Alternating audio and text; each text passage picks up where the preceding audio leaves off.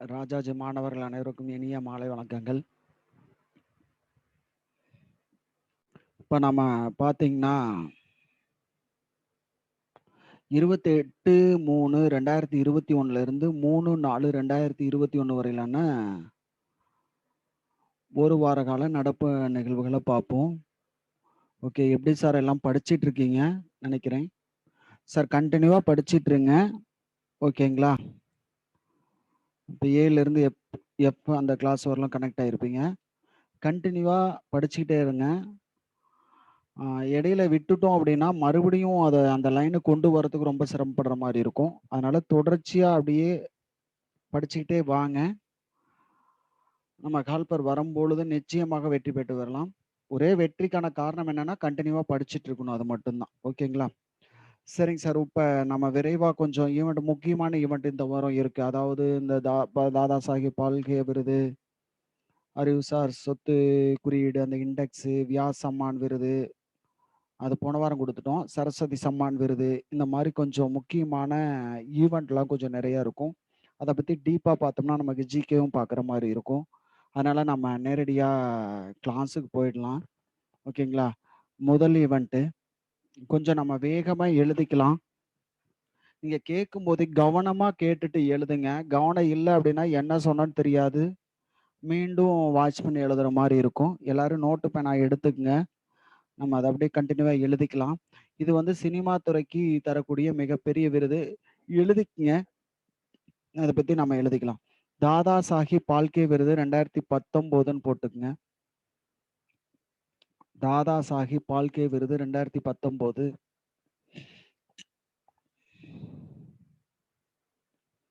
தாதா சாஹிப் பால்கே விருது 2019. சார் கொஞ்சம் வேகமாக எழுதுனா எழுதிக்கலாம். 19. ஓகேங்களா? நீங்கள் வெறும் தாதா சாஹிப் பால்கே விருதுன்னு கூட போட்டு அண்டர்லைன் பண்ணிக்கலாம். கீழே 2019ன்னு போட்டுக்கலாம். ரஜினிகாந்த்ன்னு போட்டுக்குங்க. ரஜினிகாந்த். ஓகேங்களா? இந்த மாதிரி பெரிய விருது அப்படின்னா கடைசியா ஒரு 2, 3 பேர்த்துக்கு யாரு குடுத்தாங்க அப்படின்னு சொல்லிட்டு பார்த்துக்கிறது நல்லது. ஏன்னா பரீட்சையில கேட்பாங்க. ஓகேங்களா? 19 போட்டோம் ரஜினிகாந்த். 18 போட்டுக்குங்க. 18 அப்படியே கீழ அப்படியே 18ன்னு போட்டுக்குங்க. விரைவா எழுதணும். 18ன்னு போட்டுங்க. அமிதாப் பச்சன். 18 பார்த்தீங்கன்னா அமிதாப் பச்சன். 18 அமிதாப் பச்சன். 17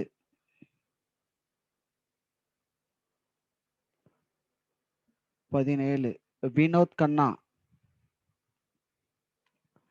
17 வினோத் கண்ணா. 17 வினோத் கண்ணா. 16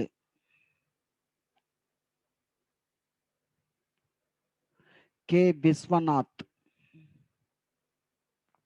2016 கே விஸ்வநாத்.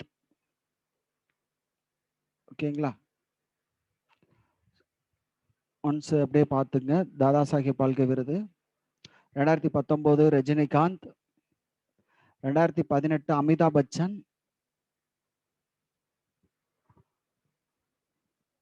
2017 வினோத் கண்ணா. 2016 கே விஸ்வநாத். காசிநாதுனி விஸ்வநாத்னு வரும். நீங்க கே விஸ்வநாத் அப்படின்னு போட்டுக்குங்க. ஓகேங்களா? இது வரலாம் ஒரு 4 வருஷம் யார் வாங்கினாங்க அப்படின்னு சொல்லிட்டு பார்த்துட்டோம். ஓகே, கீழே எழுதிக்கங்க. முதல் விருது. முதல் விருது பிராக்கெட்லாம் 1969 தான் முதல் விருது கொடுக்குறாங்க. தாதா சாஹிப் பால்கே விருது முதல் விருது. ஒரு கொஸ்டின் மார்க் போட்டு எழுதிக்கங்க. தேவிகா ராணி.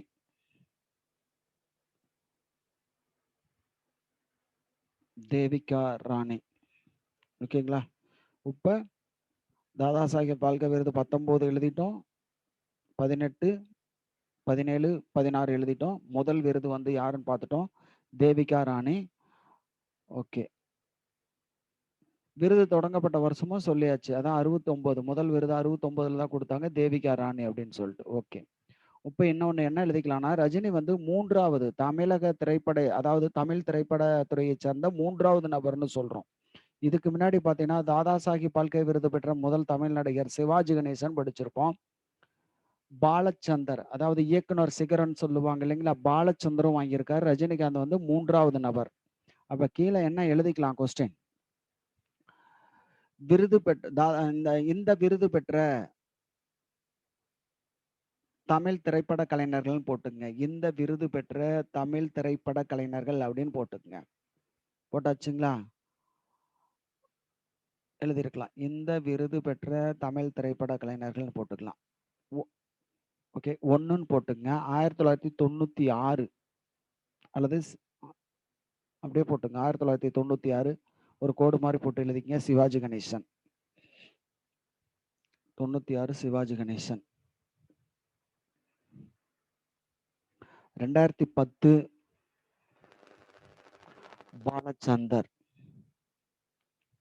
2010 பாலச்சந்தர். ஓகேங்களா? அடுத்த கேள்வி. நீங்களே எழுதலாம். 2019 எழுதியிருக்கணும். ரஜினிகாந்த். ஓகேங்களா? 2019 ரஜினிகாந்த். ஓகே. சார் ஒன்ஸ் சொல்லிடுறேன். மறுபடியும் அந்த விருத பத்தி கொஞ்சம் பார்த்துக்கலாம். தாதா சாஹிப் பால்கே விருது 2019 யாரு குடுத்தாங்கன்னா, ரஜினிகாந்த். ஓகே. 18ல அமிதாப் பச்சன். 17ல வினோத் கண்ணா. இவங்க 2 பேரும் ஹிந்தி நடிகர். 17ல கே. விஸ்வநாத். இது வந்து தெலுங்கு திரைப்படத்துறையை சேர்ந்தவர். ஓகேங்களா? முதல் விருது பார்த்தீங்கன்னா, தேவிகா ராணி 1969. ஸோ விருது தொடங்குன வருஷம் பார்த்தீங்கன்னா, 1969. இத ஈஸியா ஞாபகம் வச்சுக்கலாம். முதல் விருது, இஸ்ரோ அதாவது Indian space research space organisation இருக்கு இல்லைங்களா? Indian space research organisation. ISRO தொடங்கப்பட்டது 69. புக்கர் பரிசு தொடங்கப்பட்டது 69. ஓகேங்களா? இது 3ம் 69ல வரும். ஒண்ண ஞாபகம் வச்சா ஈஸியா ஞாபகம் வச்சுக்கலாம். ஓகே. இதுல தமிழ் துறைக்காக தமிழ் திரைப்பட துறைக்காக 3 பேர்த்துக்கு ஃபர்ஸ்ட் சிவாஜி கணேசன் 96, 2010 பார்த்தீங்கன்னா பாலச்சந்தர், இப்ப ரஜினிகாந்த். ஓகே. இது வரலும் நம்ம தெளிவா எழுதியிருக்கலாம். ஒண்ணும் பிரச்சனை இல்ல. ஓகே. அடுத்த கேள்வி, யார் இந்த தாதா சாஹிப் பால்கே அப்படின்னு பார்த்தீங்கன்னா, இந்தியாவுல முதல் திரைப்படத்தை இயக்கியவர். அதாவது 1913ல வெளிவந்த ராஜா ஹரிச்சந்திரா என்ற ஊமை படம். அதாவது ஆம், சத்தமில்லாத அந்த ஊமை படத்தை இயக்கிய முதல் நபர் தான் பார்த்தீங்கன்னா, தாதா சாஹிப் பால்கே. அவரை வந்து கௌரவிக்கும் விதமா தான் 1969ல அவரு பேர்ல திரைப்படத்துறைக்கு உயரிய விருது வழங்கிட்டு வராங்க. ஓகேங்களா? இப்ப புரியும். இந்தியாவுல முதல் திரைப்படம் எப்ப அப்படின்னா 1913. என்ன படம் அப்படின்னு பார்த்தீங்கன்னா, ராஜா ஹரிச்சந்திரா. அதை இயக்கியவை யார் அப்படின்னு பார்த்தீங்கன்னா, தாதா சாஹிப் பால்கே. இப்ப ஒரு 4, 5 ஈவெண்ட்ட நம்ம பார்த்துருக்கலாம். ஓகேங்களா? சரி, அடுத்த ஈவென்ட்க்கு போலாம். இதுவும் பார்த்தீங்கன்னா, இதை இத நான் சொல்லிடுறேன். நம்ம நோட்ஸ்ல இருக்கு. அதாவது பார்த்தீங்கன்னா, அந்த கல்வி கடவுளான சரஸ்வதி பேர்ல தான் இந்த விருது வழங்குறாங்க. போன கிளாஸ்ல பார்த்திருப்போம். வியாஸ் சம்மான் விருது ஹிந்தி மொழிக்காக தருவாங்க அப்படின்னு சொல்லிட்டு பார்த்திருப்போம். சரத் பஹாரே என்பவர் பாடலிபுத்ரா கி சம்ராகி என்ற நாவலுக்காக வாங்கினார்ன்னு போன வாரத்து ஈவென்ட்ல நம்ம பார்த்திருப்போம். ஆ அதுவும் பிர்லா ஃபவுண்டேஷன் தான் தர்றாங்க. இந்த சரஸ்வதி சம்மான் விருதும் பிர்லா ஃபவுண்டேஷன் தான் தர்றாங்க. ஆனா பரிசோட மதிப்பு பார்த்தீங்கன்னா, கிட்டத்தட்ட 15,00,000 ரூபாய். அதனால பெரிய தொகை இது. சாகித்ய அகாடமியை விட மிகப்பெரிய தொகை இது. ஓகேங்களா?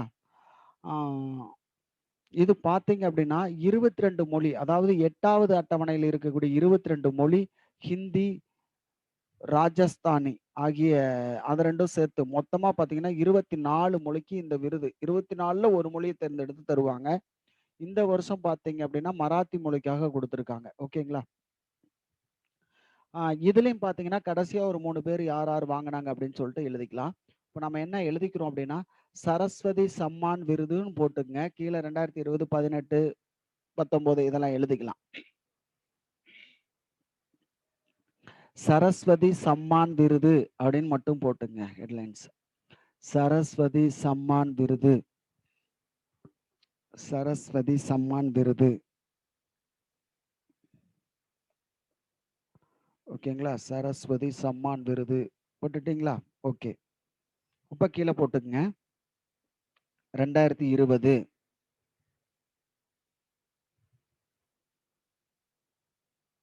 2020 டாக்டர் சரண்குமார் லிம்பாலே.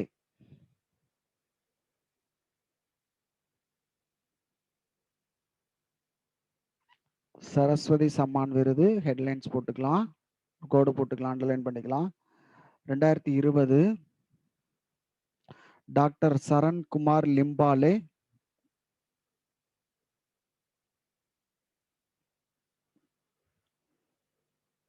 பிராக்கெட்ல மராத்தி மொழின்னு போட்டுக்கலாம். ஏன்னா என்ன மொழிக்கு வழங்கப்பட்டதெல்லாம் கூட கேள்வி கேட்டிருக்காங்க. மராத்தி.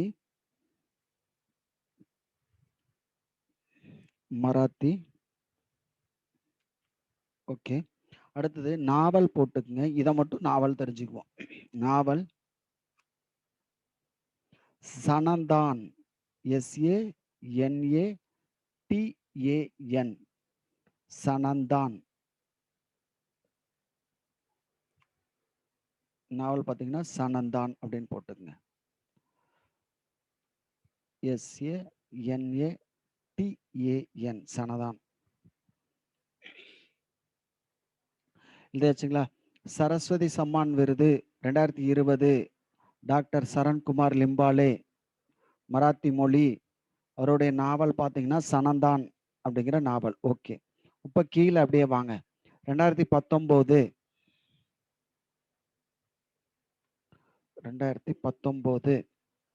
வாசுதேவ் முகி. இதை நம்ம முன்னாடி படிச்சிருப்போம், தெரியும். வாசுதேவ் முகி 2019 வாசுதேவ் முகி.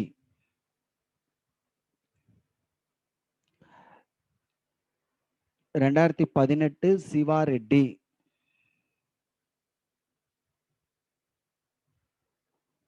2018 சிவா ரெட்டி. 2018 சிவா ரெட்டி. சார் இந்த விருது பார்த்தீங்கன்னா 91 இருந்து தர்றாங்க. அதாவது 30 ஆண்டு காலமா கொடுத்துட்டு இருக்காங்க. இதுல வந்து ஒரே ஒரு முறை தான் தமிழ் மொழி வின் பண்ணியிருக்கு. அதாவது 2011 மணவாளன் என்பவர் இந்த விருது வாங்கியிருக்கார். ஓகேங்களா? இது சும்மா தகவலுக்காக சொல்றது தான். இந்த சரஸ்வதி சம்மான் விருதை ஒரே ஒரு முறை தான் தமிழ் மொழி வின் பண்ணுச்சு.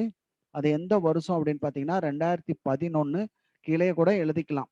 2011 மணவாளன் அப்படின்னு போட்டுக்குங்க. பிராக்கெட்ல தமிழ் மொழின்னு போட்டுக்கலாம். 2011 மணவாளன் தமிழ் மொழி. ஓகேங்களா? எழுதியாச்சுங்களா? சரி. இப்போ நான் மீண்டும் ஒருக்கா சொல்லிடுறேன். முக்கியமான ஈவெண்ட்னால இந்த சரஸ்வதி சம்மான் விருது அப்படின்னு போட்டுங்க. 2020 டாக்டர் சரண்குமார் லிம்பாலே, மராத்தி மொழி, சனந்தான் அப்படிங்கிற நாவல். 2019 வாசுதேவ் முகி. 18 சிவா ரெட்டி. 2011 மணவாளன். எழுதியாச்சுங்களா? ஓகே. இந்த விருது தொடங்கப்பட்ட ஆண்டு பார்த்தீங்கன்னா 1991 பிர்லா ஃபவுண்டேஷன். 91 பிர்லா ஃபவுண்டேஷன். ஓகேங்களா? எழுதியிருக்கலாம். நம்ம அடுத்த ஈவெண்ட்டுக்கு போகலாம். ஓகேங்களா? இந்திய மற்றும் அமெரிக்கா சிறப்பு படைகள். கொஞ்சம் ஷார்ட்டா எழுதிக்கங்க, கொஞ்சம் வேகமா பார்த்துடலாம். இந்தியா மற்றும் அமெரிக்கா சிறப்பு படைகள் ஹிமாச்சல் பிரதேசத்தின் இந்தியா மற்றும் அமெரிக்கா சிறப்பு படைகள் ஹிமாச்சல பிரதேசத்தின் பக்லேவில் பக்லோக்குன்னு போட்டுங்க. பக்லோவில் இந்தியா மற்றும் அமெரிக்கா சிறப்பு படைகள் ஹிமாச்சல் பிரதேசத்தின் பக்லோவில் மேற்கொண்ட கூட்டு இராணுவ பயிற்சியின் பெயர் இந்தியா மற்றும் அமெரிக்கா கூட்டுப்படைகள் ஹிமாச்சல் பிரதேசத்தின் பக்லோவில் மேற்கொண்ட கூட்டு இராணுவ பயிற்சியின் பெயர்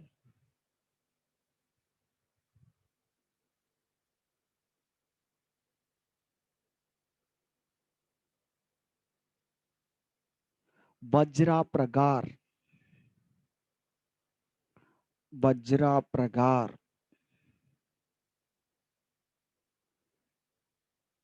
எழுதியாச்சுங்களா? வஜ்ரா பிரகார். இன்னொருக்கா கூட சொல்றேன் சார், எழுதிக்கலாம். இந்தியா மற்றும் அமெரிக்கா கூட்டுப்படைகள் ஹிமாச்சல பிரதேசத்தின் பக்லோவில் மேற்கொண்ட கூட்டு இராணுவ பயிற்சியின் பெயர் அப்படின்னு போட்டுக்குங்க. வஜ்ரா பிரகார். எழுதியாச்சுங்களா? இது கேள்வி 2 வரலாம். எப்படியெல்லாம் கேள்வி கேட்பாங்க பாருங்க.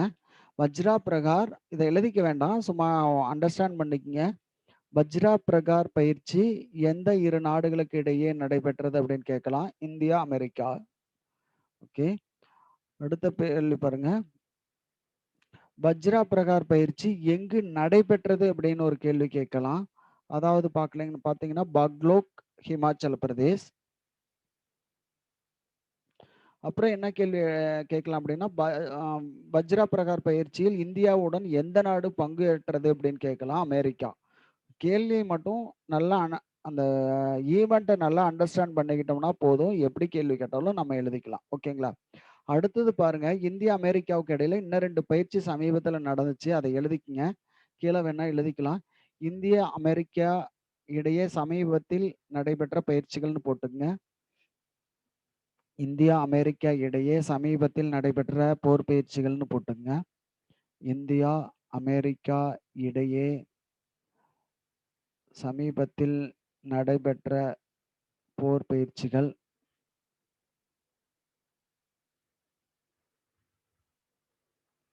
இந்தியா அமெரிக்கா இடையே சமீபத்தில் மேற்கொள்ளப்பட்ட போர் பயிற்சிகள்னு போட்டுங்க. யூத் அபியாஸ். யூத் யூத் அபியாஸ். இந்தியா அமெரிக்கான்னு சொல்லிட்டோம், 2 நாடும் தான். யூத் அபியாஸ் எங்கே அப்படின்னு மட்டும் எழுதிக்கலாம். யூத் அபியாஸ் அதாவது முக்கியமா தரைப்படை தான். ராஜஸ்தான். யூத் அபியாஸ் ராஜஸ்தான். யூத் அபியாஸ் ராஜஸ்தான். அடுத்தது tiger Trump. TRUMPH. Tiger Trump Visakhapatnam. இது ஒரு கடற்படை பயிற்சி.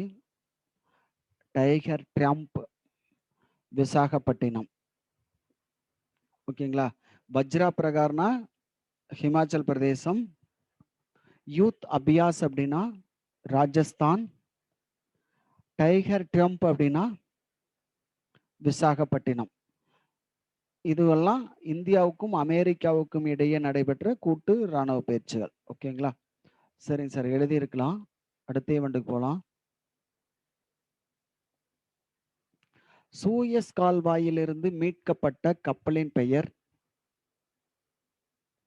சூயஸ் கால்வாயிலிருந்து மீட்கப்பட்ட கப்பலின் பெயர்.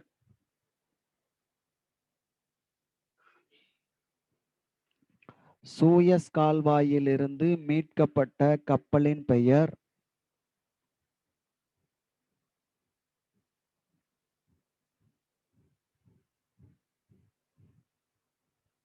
சூயஸ் கால்வாயிலிருந்து மீட்கப்பட்ட கப்பலின் பெயர் எவர் கிவன்.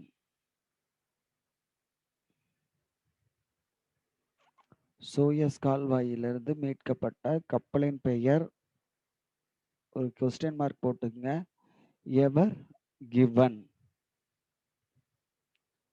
எழுதியாச்சுங்களா? எழுதியிருக்கலாம். சூயஸ் கால்வாயிலிருந்து மீட்கப்பட்ட கப்பலின் பெயர் என்ன அப்படின்னு பார்த்தீங்கன்னா எவர் கிவன். ஓகே, சரிங்க சார். இந்த சூயஸ் கால்வாயை பற்றி ஒரு 2-3 பாயிண்ட் தெரிஞ்சுக்கலாம். இப்போ பார்த்தீங்கன்னா சூயஸ் கால்வாய் இல்ல அப்படின்னு பார்த்தீங்கன்னா, இந்தியாவுல இருந்து ஒரு கப்பல் போகணும் பார்த்தீங்கன்னா, 15 நாள் ஆகும். இதெல்லாம் வந்து செய்தியில வந்திருக்கும். நமக்கே தெரியும். அதாவது ஆப்பிரிக்காவின் நன்னம்பிக்கை முனையைச் சுற்றி இங்கிலாந்துக்கு வரணும். அப்படிதான் வரணும். அதற்காக தான் என்னன்னு பார்த்தாங்கன்னா, அதாவது 1869ல அதாவது காந்தி பிறந்த ஆண்டு தான் வந்து சூயஸ் கால்வாய வந்து வெட்டியிருக்காங்க.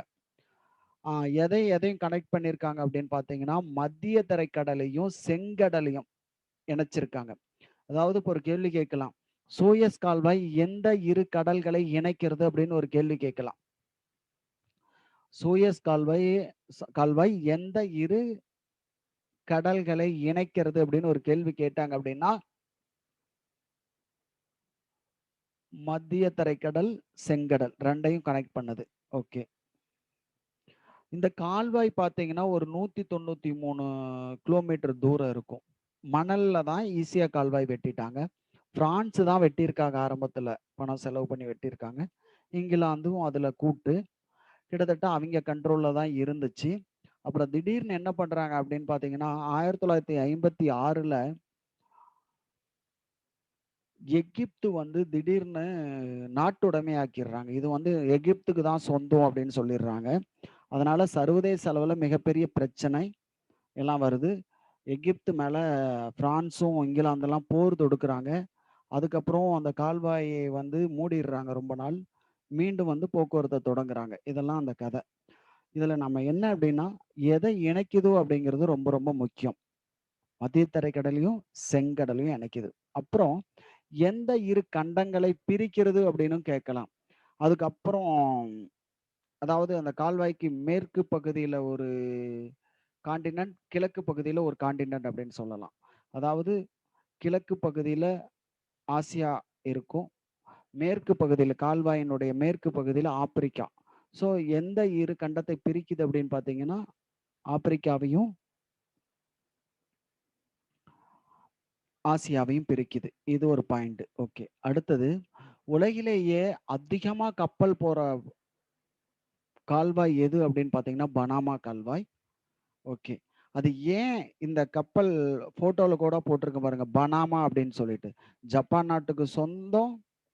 ஆனா, கப்பல் எங்க பதிவு பண்ண கப்பல்? பனாமா நாட்ல. எல்லா கப்பலும் அங்க தான் பதிவு பண்ணுவாங்க. ஏன் அப்படின்னு பார்த்தீங்கன்னா, அந்த நாட்ல பதிவு பண்ணும்போது, பனாமா கால்வாய் கடந்து போகும்போது, அதற்கான கட்டணங்கள் குறைவா இருக்கும். அதனால தான் எல்லா கப்பலும் எங்க பதிவு பண்றாங்க அப்படின்னு பார்த்தீங்கன்னா, பனாமா நாட்ல தான் பதிவு பண்ணுவாங்க. பனாமா கால்வாய் பார்த்தீங்க அப்படின்னா, மனிதனால் உருவாக்கப்பட்ட மிகப்பெரிய ஒரு திட்டம்னு சொல்லலாம். அதாவது பார்த்தீங்கன்னா, கிட்டத்தட்ட 300, 400 அடி உயரம் கடுமையான பாறைய வெட்டி தான் பனாமா கால்வாய் போட்டிருக்காங்க. இது உங்களுக்கு தெரியும். அமெரிக்கா தான் இந்த கால்வாய், பனாமா கால்வாய போட்டாங்க. அதுக்கப்புறம் பனாமா நாட்டுக்கு அந்த உரிமைய குடுத்துட்டாங்க. ஓகேங்களா? அ அந்த கால்வாய் எந்தெந்த கடலை இணைக்குது அப்படின்னு பார்த்தீங்கன்னா, பசிபிக் பெருங்கடலையும், அட்லாண்டிக் பெருங்கடலையும் இணைக்கிறது தான் எந்த கால்வாய்? பனாமா கால்வாய். அது இல்ல அப்படின்னா, கப்பல் பார்த்தீங்கன்னா, அதாவது பசிபிக் பெருங்கடல்ல ஐரோப்பாவுல இருந்து நுழையணும் அப்படின்னு பார்த்தீங்கன்னா, சிங்கப்பூர் வந்து தான் போகணும். அப்படி இல்லைன்னா, அர்ஜென்டினாவ சுத்தி தான் போகணும். அதாவது தென் அரைக்கோளத்துல எண்டுல இருக்கக்கூடிய அர்ஜென்டினா, சிலி நாடு இருக்கும் இல்லைங்களா? அத சுத்தி தான் போகணும். அங்க பனிக்கட்டியா இருக்கும். பாதை ரொம்ப சிரமம். அதுக்காக தான் அதுக்கு உதவுறது தான் பனாமா கால்வாய். ஓகேங்களா? சரி நம்ம அடுத்த ஈவென்ட்க்கு போலாம். பாகிஸ்தான் மேற்கொள்ளும் கூட்டு பன்னாட்டுன்னு போட்டுங்க. பாகிஸ்தான் மேற்கொள்ளும் பன்னாட்டு விமானப்படை பயிற்சியின் பெயர். பாகிஸ்தான் மேற்கொள்ளும் பாகிஸ்தான் மேற்கொள்ளும் பன்னாட்டு விமானப்படை பயிற்சியின் பெயர்.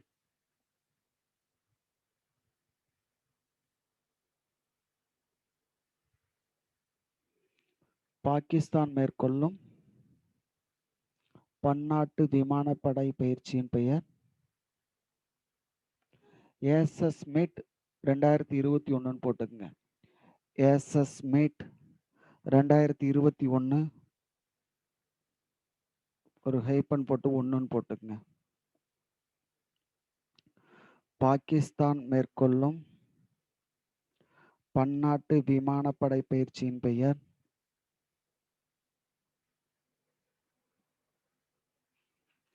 பாகிஸ்தான் மேற்கொள்ளும் பன்னாட்டு விமானப்படை பயிற்சியின் பெயர் யுஎஸ்எஸ் மீட் 2021-1. ஓகேங்களா? போதும் சார். மத்த நாடா இருந்தா நமக்கு இது பண்ணணும். அவைங்க நாடு இந்தியா பங்கு பெறுறதில்ல. அதனால இதுவே போதுமானது. இதெல்லாம் எழுதிக்க வேண்டாம். சும்மா ஜஸ்ட் வேணா பார்த்துக்கங்க. அதாவது பாகிஸ்தான், சவுதி, அமெரிக்கா இந்த 3 நாடும் இந்த விமானப்படை பயிற்சியில பங்கு கொள்றாங்க. அதுபோல பார்த்தீங்கன்னா, பக்ரைன், ஜோர்டான், எகிப்து போன்ற நாடுகள்லாம் வந்து அப்சர்வர் அதாவது கண்காணிப்பாளர் நாடாக இந்த பயிற்சியில பங்கு கொள்ளுது. ஓகேங்களா? எதுவும் வேண்டாம். ஜஸ்ட் இந்த பாயிண்ட் மட்டும் போதும். பாகிஸ்தான் மேற்கொள்ளும் பன்னாட்டு விமானப்படை பயிற்சியின் பெயர் என்ன அப்படின்னா, ஏஎஸ்எஸ் மீட் 2021-1. ஓகே. போதுங்களா? அடுத்த ஈவென்ட்டுக்கு போலாம். அடுத்து எழுதிக்கங்க. இந்தியா, ரஷ்யா அல்லது இந்தியா, பங்களாதேஷ் மற்றும் ரஷ்யா இணைந்து இந்தியா, பங்களாதேஷ், ரஷ்யா இணைந்து பங்களாதேசத்தில்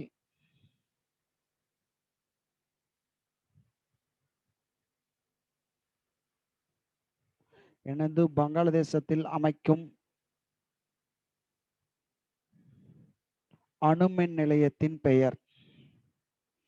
இந்தியா, பங்களாதேஷ், ரஷ்யா இணைந்து இந்தியா, பங்களாதேஷ் மற்றும் ரஷ்யா இணைந்து பங்களாதேசத்தில் அமைக்கும்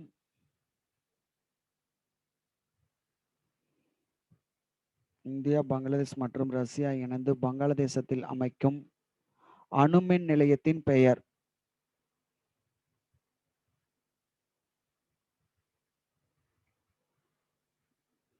பங்களாதேசத்தில் அமைக்கும் அணுமின் நிலையத்தின் பெயர் ரூப்பூர் அணுமின் நிலையம் போட்டுக்குங்க. ரூப்பூர் அணுமின் நிலையம். ரூப்பூர் அணுமின் நிலையம். ஓகேங்களா? ஃபர்ஸ்ட் இன்னொருக்கா சொல்றேன். எழுதியாச்சான்னு பாருங்க. இந்தியா, பங்களாதேஷ் மற்றும் ரஷ்யா இணைந்து வங்காளதேசத்தில் உருவாக்கும் அணுமின் நிலையத்தின் பெயர். ஓகே, எழுதியாச்சுங்களா? ரூப்பூர் அணுமின் நிலையம் போட்டுக்குங்க. ரூப்பூர் அணுமின் நிலையம். ஓகே. அடுத்த ஈவெண்ட்டுக்கு போறதுக்கு முன்னாடி ஒரு 2-3 இது சொல்லிடலாம். இந்தியாவுல பார்த்தீங்கன்னா, ரஷ்யா வந்து ஒரு அணுமின் நிலையத்துக்கு உதவி புரிஞ்சாங்க. அங்கே ஏதாவது கட்டமைப்பு செஞ்சாங்க. எது அப்படின்னு சொல்லிட்டு உங்களுக்கு தெரியும்.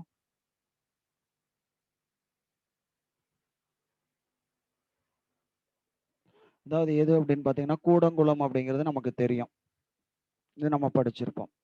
அதுபோல இந்தியா இதுவரையிலும் எந்த நாட்டிலையும் அணுமின் நிலையம் கட்டும்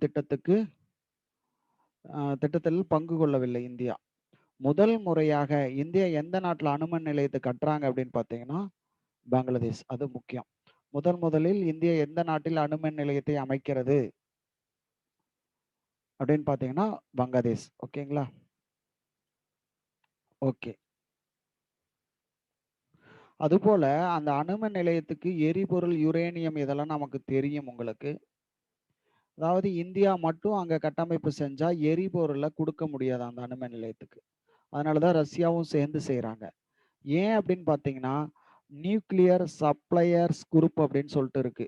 அதாவது அணு எரிபொருளை பரிமாறி கொள்ளும் நாடுகள் அப்படின்னு சொல்லிட்டு ஒரு நாடு ஒரு 40 நாடாட்டு இருக்காங்க. அதுல வந்து இந்தியா உறுப்பினராக இல்லை. அதனாலதான் பாத்தீங்கன்னா, இந்தியா வந்து அணு எரிபொருளை பங்களாதேஷுக்கு கொடுக்க முடியாது. அந்த அமைப்புல இருந்தா மட்டும்தான் கொடுக்க முடியும். அதுல இணையறதுக்கு இந்தியா ரொம்ப கஷ்டப்பட்டாங்க. ஆனா ஒரு நாடு ஆப்போசிட் பண்ணனதுனால இணைய முடியாத போயிருச்சு. எந்த நாடுன்னு உங்களுக்கு தெரியும். சீனா வந்து கடுமையா எதிர்ப்பு தெரிவிச்சாங்க. அதனால வந்து இந்தியா சமீபத்துல அந்த அமைப்புல வந்து இணைய முடியல. ஓகேங்களா? இப்ப நமக்கு அதெல்லாம் பழைய செய்திகள். இப்ப பாத்துக்குங்க. ரூப்பூர் அணுமின் நிலையத்தில் பங்கு கொள்ளும் நாடுகள் அப்படின்னு கேட்கலாம். ஓகேங்களா? அப்ப இந்தியா, பங்களாதேஷ், ரஷ்யா. அப்படிங்கிறத ஞாபகம் வச்சுக்கங்க. ஏன் இப்படி முக்கியம் அப்படின்னு சொல்றோம்னு பார்த்தீங்கன்னா, சபஹார் துறைமுகத்தில் சம்பந்தப்பட்ட நாடுகள் அப்படின்னு சொல்லிட்டு அடிக்கடி கேள்வி கேட்டாங்க. 2, 3 டைம் கேட்டாங்க. அதாவது சபஹார் அப்படிங்கிற துறைமுகம் ஈரான்ல அமைச்சாங்க இல்லைங்களா? இந்தியா தான் கட்டமைப்பு பண்ணாங்க. அதாவது இந்தியா, ஈரான், ஆப்கானிஸ்தான் இந்த 3 நாடும் அதில சம்மந்தம் அதுபோலவே இதையும் பார்த்துக்கங்க. ரூப்பூர் அணுமின் நிலையம் அப்படின்னாவே இந்தியா, பங்களாதேஷ், ரஷ்யா. ஓகே. இந்த ஈவென்ட் தெளிவா எழுதியிருக்கலாம். அடுத்ததுக்கு போலாம். இது பாருங்க. இந்த அது கொஸ்டின் எழுதிக்கங்க. அப்படி ஆன்சர் பார்த்துக்கலாம். சர்வதேச அறிவுசார் சொத்து குறியீடு 2021ன்னு போட்டுக்கங்க.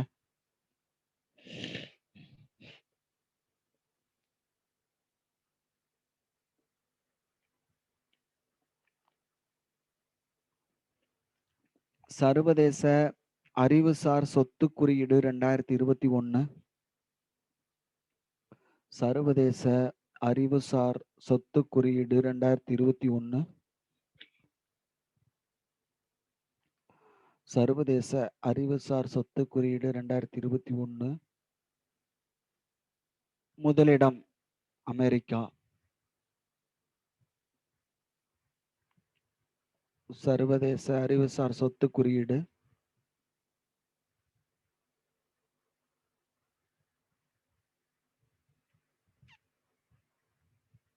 சர்வதேச அறிவுசார் சொத்து குறியீடு 2021. முதலிடம் அமெரிக்கா.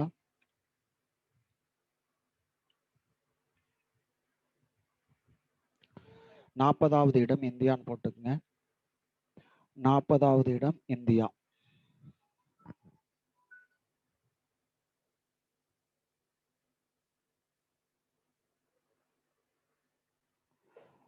சர்வதேச அறிவுசார் சொத்து குறியீடு 2021.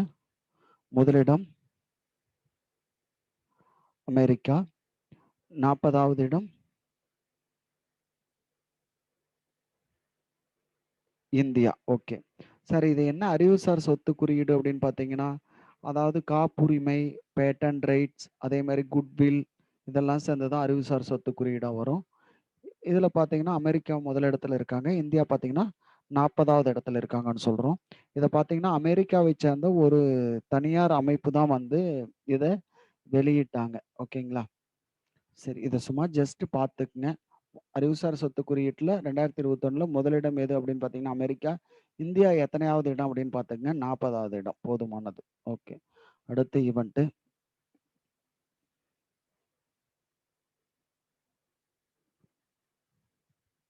இந்தியாவில் எந்த 2 நகரங்கள் பசுமை ஆற்றல் நகரமாக மாற உள்ளதுன்னு போட்டுக்கங்க. இந்தியாவின் முதல் முறையாகன்னு போட்டுக்கங்க. அது கூட இந்தியாவின் முதல் முறையாக எந்த 2 நகரங்கள் இந்தியாவில் முதல் முறையாக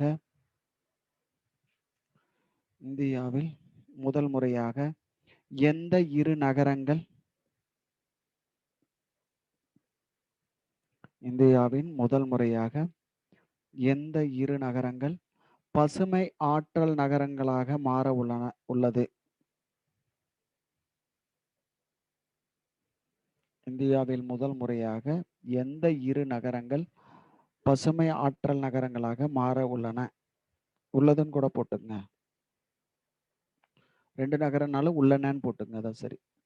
இந்தியாவின் முதல் முறையாக எந்த 2 நகரங்கள் பசுமை ஆற்றல் நகரங்களாக மாற உள்ளன? கொஸ்டின் மார்க் போட்டுட்டீங்களா? ஒண்ணும் இல்லைங்க. இது 2மே புத்த மதத்தோட தொடர்புடையது. அதாவது புத்த சமய மாநாடெல்லாம் நடந்திருக்கும். படிச்சிருப்போம். ராஜகிரகம் அப்படின்னு படிச்சிருப்போம். ராஜ்கீர் அப்படின்னு சொல்றோம். ஓகேங்களா? ராஜகிரகம் போட்டுட்டாலும் சரி, ராஜ்கீர் அப்படின்னு போட்டுட்டாலும் சரி. புத்த கயா 2 நகரம். புத்த கயா.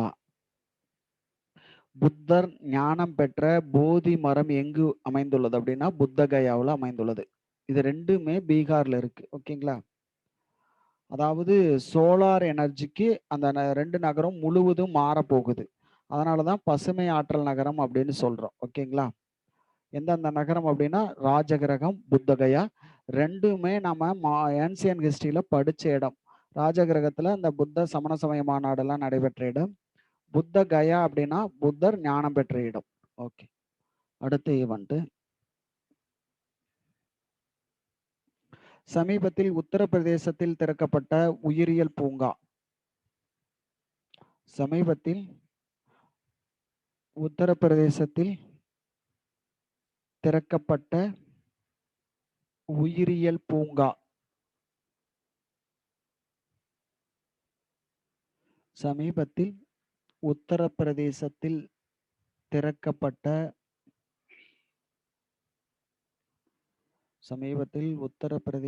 திறக்கப்பட்ட உயிரியல் பூங்கா.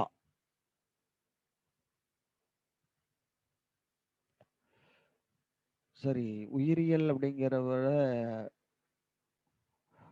விலங்கியல் பூங்கான்னு போட்டுக்குங்க சார். சாரி, விலங்கியல் பூங்கான்னு போட்டுக்குங்க. சாஹித் ஆஸ்பாக்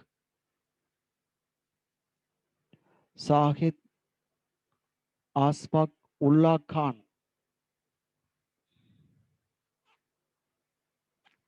சாஹித் ஆஸ்பாக் உல்லா கான் சமீபத்தில் உத்தரப்பிரதேசத்தில் திறக்கப்பட்ட விலங்கியல் பூங்கான்னு போட்டுங்க. சாஹித் ஆஸ்பாக் உல்லா கான் போட்டாச்சுங்களா? பூங்கா அமைந்துள்ள இடம் போட்டுங்க கோரக்பூர். பூங்கா அமைந்துள்ள இடம் கோரக்பூர். பூங்கா அமைந்துள்ள இடம் கோரக்பூர். ஓகேங்களா? இந்த கோரக்பூர் நமக்கு தெரியும். அதாவது பிரதான் மந்திரி கிசான் சம்மான் நிதி அந்த திட்டம் தொடங்கி வைக்கப்பட்ட இடம் கோரக்பூர் அப்படின்னு சொல்லிட்டு தெரியும். அதுபோல வடகிழக்கு ரயில்வேனுடைய தலைமையிடம் கோரக்பூர் அப்படின்னு சொல்லிட்டு தெரியும். இது உத்தரப்பிரதேசில் இருக்கு. ஓகேங்களா? அடுத்தது பாருங்க, இந்த இமயமலையிலுடைய சிவாலி குன்றுகள், பூர்வாஞ்சல் இந்த மாதிரி நிறைய பிரிப்பாங்க. அந்த மலைய உயரத்துக்கு தகுந்த மாதிரி பிரிப்பாங்க. இந்த பூங்கா அந்த பூர்வாஞ்சல் தொடர்ல அமைகிற முதல் பூங்கா இதுதான். ஓகேங்களா?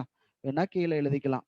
பூர்வாஞ்சல் தொடரில் அமையும் முதல் பூங்கா இது அப்படின்னு போட்டுக்கங்க.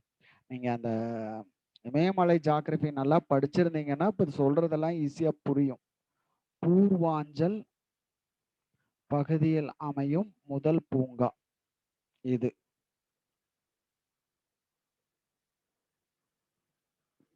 ஓகே, அடுத்த ஈவெண்ட்டுக்கு போகலாம் சார். உத்தரப்பிரதேசத்தில் தொடங்கப்பட்ட விலங்கியல் பூங்கா எது அப்படின்னு பார்த்தீங்கன்னா சாஹித் ஆஸ்பாக் உல்லா கான் அப்படிங்கிற பூங்கா திறக்கப்பட்டது.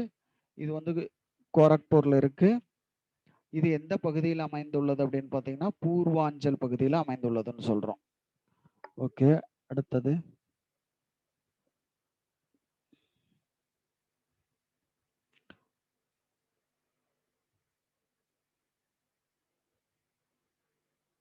எழுதிக்கங்க. கோவா தெலுங்கானாவை தொடர்ந்து 100% கோவா தெலுங்கானாவை தொடர்ந்து 100% குழாய் நீர் விநியோகத்தை தொடங்கிய யூனியன் பிரதேசம். கோவா தெலுங்கானாவை தொடர்ந்து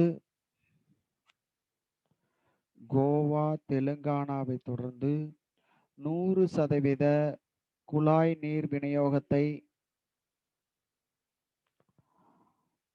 100% குழாய் நீர் விநியோகத்தை தொடங்கிய யூனியன் பிரதேசம்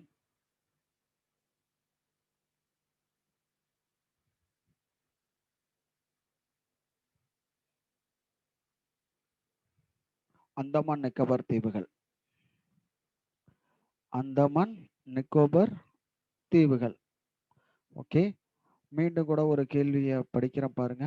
கோவா தெலுங்கானாவை தொடர்ந்து 100% குழாய் நீர் விநியோகத்தை தொடங்கிய யூனியன் பிரதேசம் போட்டுங்க. அந்தமான் நிக்கோபார் தீவுகள். இப்ப கேள்வியிலேயே உங்களுக்கு தெரியும். கோவா, தெலுங்கானாவை தொடர்ந்துன்னு சொல்லிட்டு. இப்போ ஒரு கேள்வி கேட்குறாங்க. 100% குழாய் குடிநீர் விநியோகத்தை தொடங்கிய மாநிலம் எதுன்னு கேட்குறாங்க. எதை போடுவீங்க? கோவா. ஓகே.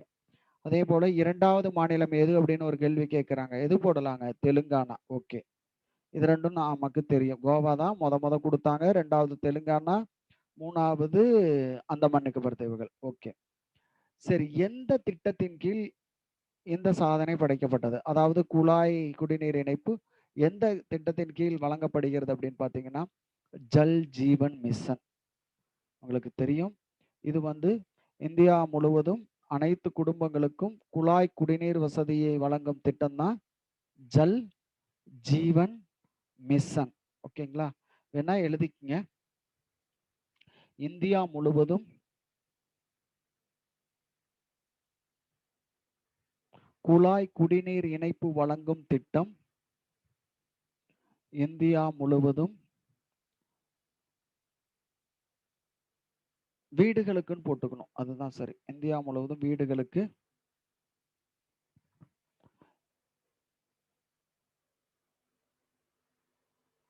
இந்தியா முழுவதும் வீடுகளுக்கு 100% குடிநீர் குழாய் இணைப்பு வழங்கும் திட்டம் ஜல் ஜீவன் மிஷன். ஓகேங்களா? ஜல் ஜீவன் மிஷன். இதுவும் முக்கியம். கோவா முதலிடம் அப்படிங்கிறத விட எந்த திட்டம் அதுதான் ரொம்ப முக்கியம். ஜல் ஜீவன் மிஷன். ஓகே. அடுத்த ஈவெண்ட்டுக்கு போலாங்க. தென்னிந்தியாவிலேயே முதல் முறையாக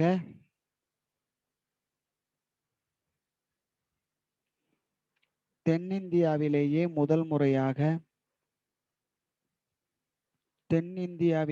முதல் முறையாக இணையான ஓடுபாதையை பெற்ற விமான நிலையம்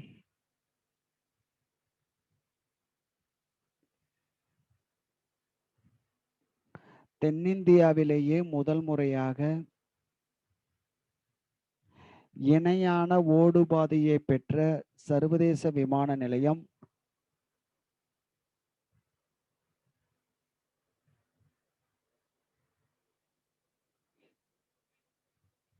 தென்னிந்தியாவிலேயே முதல் முறையாக இணையான ஓடுபாதையை பெற்ற சர்வதேச விமான நிலையம். அதாவது இணையான ஓடுபாதை அப்படின்னு பார்த்தீங்கன்னா, விமானம் ஏற இறங்க, அதாவது பேரலா அல்லது பேரலாவே 2 விமானம் இறங்குற மாதிரி ட்ராக் போட்டிருப்பாங்க. அதை தான் வந்து இணையான ஓடுபாதை அப்படின்னு சொல்றோம். இணையானன்னா இல்லைன்னா ஆப்போசிட்ல போற மாதிரி இந்த மாதிரி இருக்கும். இப்போ இணையாவே 2 விமானம் ஏறலாம் இறங்கலாம் அந்த மாதிரி போட்டிருப்பாங்க. அதை தான் சொல்றோம். எந்த விமான நிலையம் அப்படின்னு பார்த்தீங்கன்னா கெம்பேகவுடா.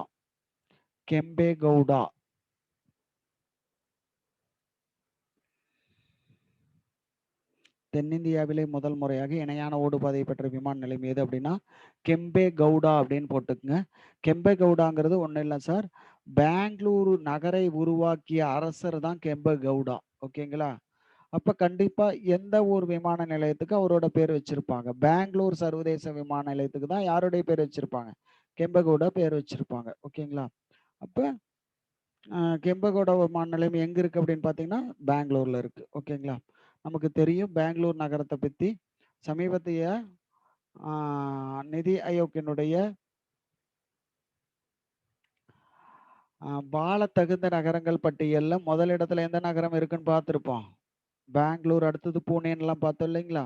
அதனால பெங்களூர் தான் வந்து அப்போ விமான நிலைய வளர்ச்சியும் அது வேகமா வளர்ற விமான நிலையம் அப்படி ஒரு கேள்வி கேட்டாலும் கண்டிப்பா எதுவா இருக்கும்? கெம்பகவுடா சர்வதேச விமான நிலையமா தான் இருக்கும். ஓகே. அடுத்த ஈவெண்ட்டுக்கு போலாங்க.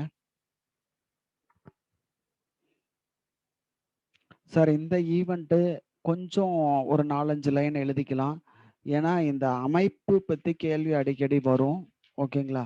இப்போ சும்மா எழுதிக்கங்க. UIDAIன்னு போட்டுக்குங்க.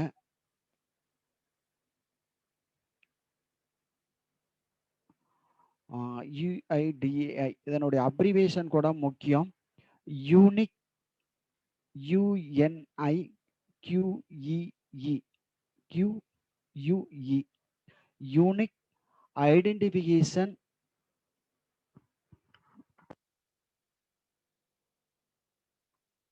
Unique identification authority of India. Okay, unique identification authority of India, அதுதான் UIDAI அப்படிங்கிறது. ஓகே, இது எழுதியிருக்கலாம். சரிங்க சார். இப்போ அடுத்த கேள்வி பாருங்க. UIDAI அமைப்பின் நிர்வாக அதிகாரியாக நியமிக்கப்பட்டவர். UIDAI அமைப்பின் நிர்வாக அதிகாரியாக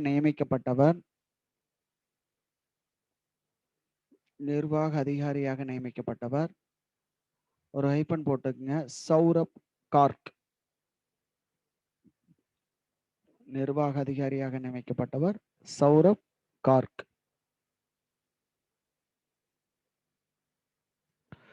ஓகே, அடுத்தது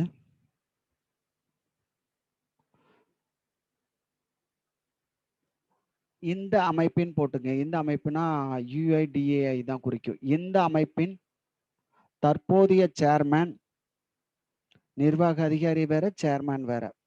இந்த அமைப்பின் தற்போதைய சேர்மேன் சத்யநாராயணா. இந்த அமைப்பின் தற்போதைய சேர்மேன் சத்யநாராயணா. எழுதி வச்சுங்களா? இந்த அமைப்பின் தற்போதைய சேர்மன் சத்யநாராயணா. ஓகே, அடுத்த கேள்வி. முதல் சேர்மன்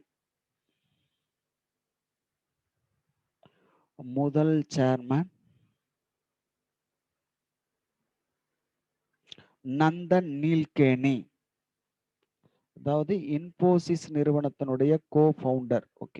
ஓகேங்களா? இந்த அமைப்பின் முதல் சேர்மன் நந்தன் நீல்கேனி. ஓகே, இந்த அமைப்பு உருவாக்கப்பட்ட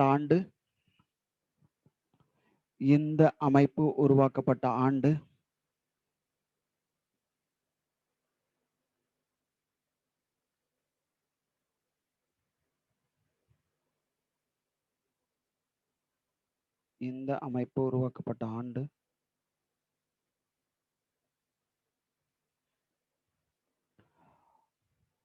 ஜனவரி 28, 2009. ஜனவரி 28, 2009. ஜனவரி 28, 2009. தமிழ்ல எப்படி கேட்பாங்கன்னு பார்த்தீங்கன்னா, இந்திய தனித்துவ அடையாள அமைப்புன்னு சொல்லுவாங்க. ஓகேங்களா? அதுதான் யூனிக் ஐடென்டிஃபிகேஷன் அத்தாரிட்டி ஆஃப் இந்தியாங்கிறது. எப்போ உருவாக்குனாங்கன்னா 2009ல உருவாக்குனாங்க. முதல் ஆதார் அட்டை விநியோகம் அப்படின்னு போட்டுங்க, அல்லது முதல் ஆதார் அட்டை அப்படின்னு போட்டுங்க. முதல் ஆதார் அட்டை செப்டம்பர் 29, 2010. முதல் ஆதார் அட்டை செப்டம்பர் 29, 2010. முதல் ஆதார் அட்டை செப்டம்பர் 29, 2010. ஓகே, அடுத்தது பாருங்க. ஆதார் சட்டம் 2016. ஆதார் சட்டம் 2016. ஆதார் சட்டம் 2016.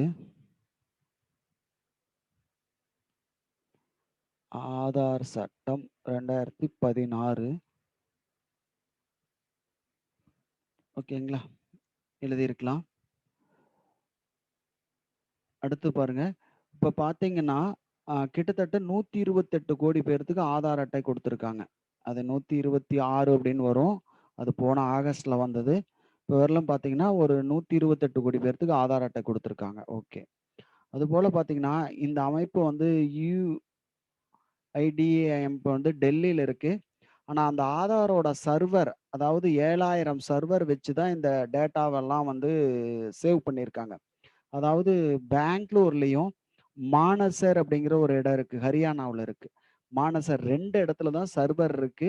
இந்த 2 சர்வர்ல தான் வந்து இந்த ஆதார் சம்பந்தப்பட்ட அனைத்து தகவல்களும் சேமித்து வைக்கப்படுகிறது. ஓகேங்களா? சரிங்க சார். ஓகே. இப்ப நம்ம இன்னொருக்கா நான் சொல்லிடுறேன். UIDAI அப்படிங்கிறது unique identification authority of India. இதனுடைய தலைமை நிர்வாக இயக்குனரா சமீபத்தில யார நியமிச்சாங்க அப்படின்னு பார்த்தீங்கன்னா, சௌரப் கார்க். ஓகே. ஆ இதுக்கே வந்து சேர்மேன் பதவின்னு ஒண்ணு இருக்கு. அதனுடைய தற்போதைய சேர்மேன் யார் அப்படின்னு பார்த்தீங்கன்னா, சத்ய நாராயணா. இதெல்லாம் அப்பாயின்ட்மென்ட் அப்ப பரீட்சையில கேட்டிருக்காங்க. சத்ய நாராயணா. அதுபோல முதல் சேர்மேன் யார் அப்படின்னு பார்த்தீங்கன்னா, நந்தன் நீல்கேனி என்பவர் தான் முதல் சேர்மேன். ஓகே. அதுபோல இந்த அமைப்பு எப்போ உருவாக்கப்பட்டது அப்படின்னு பார்த்தீங்கன்னா, 2009 ஜனவரி 28ல உருவாக்குனாங்க. முதல் ஆதார் அட்டைய எப்ப குடுத்தாங்க அப்படின்னு பார்த்தீங்கன்னா, 2029 செப்டம்பர் சாரி செப்டம்பர் 29, 2010ல தான் முதல் ஆதார் அட்டை குடுக்குறாங்க. ஓகே. இதுவரையிலும் பார்த்தீங்கன்னா, 128 கோடி பேர்த்துக்கு ஆதார் அட்டை வழங்கியிருக்காங்க. அதுபோல ஆதார் சட்டம், அதாவது கம்பல்சரி, அதாவது மானியங்களுக்கும், நலத்திட்டங்களுக்கும் ஆதார் எண்ணை இணைக்கலாம் அப்படிங்கிறதுக்காக நிதி மசோதாவா கொண்டு வந்து பாஸ் பண்ணாங்க. 2016ல ஆதார் சட்டம் அப்படின்னு கேட்டீங்கன்னா 2016. ஓகேங்களா? இது கொஞ்சம் பார்த்துக்குங்க. அதே மாரி அந்த சர்வர் எங்க இருக்கு அப்படின்னு பார்த்தீங்கன்னா, இது பெங்களூர்லயும் மானசர் அப்படிங்கிற இடத்துலயும் இருக்கு. ஓகே. அடுத்த ஈவென்ட்க்கு போலாம்.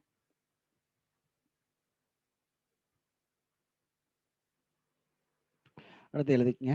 சர்வதேச விண்வெளி நிலையத்தில் கண்டுபிடிக்கப்பட்ட சர்வதேச விண்வெளி நிலையத்தில் கண்டுபிடிக்கப்பட்ட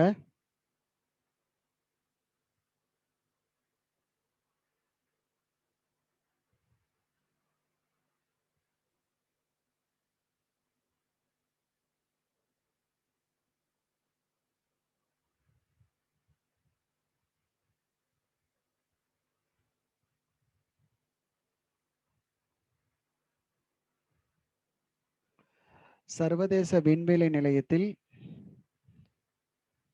கண்டுபிடிக்கப்பட்ட மெத்திலோபாக்டீரியம் அஜ்மாலி சர்வதேச விண்வெளி நிலையத்தில் கண்டுபிடிக்கப்பட்ட மெத்திலோபாக்டீரியம் அஜ்மாலி என்ற பாக்டீரியாவிற்கு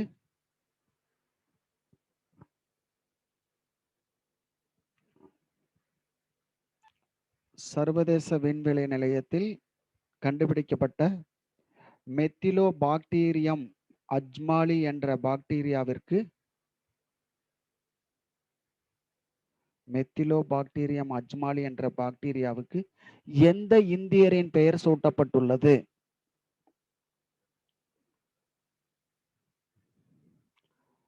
சர்வதேச விண்வெளி நிலையத்தில் கண்டுபிடிக்கப்பட்ட மெத்திலோபாக்டீரியம் அஜ்மாலி என்ற பாக்டீரியாவிற்கு எந்த இந்தியரின் பெயர் சூட்டப்பட்டுள்ளது?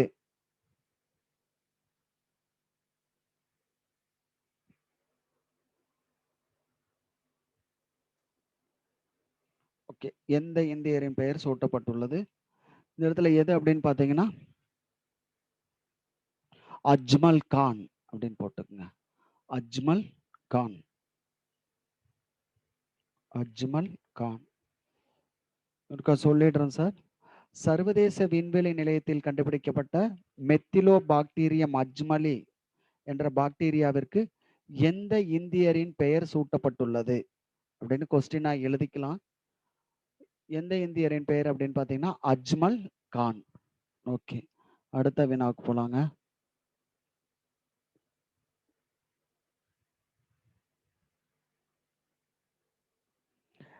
ஏர் கியோஸ்கில் இருந்து நீரை பெறும் ஏர் கியோஸ்கில் இருந்து நீரை பெறும் ஏர் கியோஸ்கில் இருந்து நீரை பெறும் உலகின் முதல் மொபைல் இயந்திரத்தை பெற்ற இந்திய நகரம் ஏர் கியோஸ்கில் இருந்து நீரை பெறும் ஏர் கியோஸ்கிலிருந்து நீரை பெறும் உலகின் முதல் மொபைல் இயந்திரத்தை பெற்ற இந்திய நகரம்.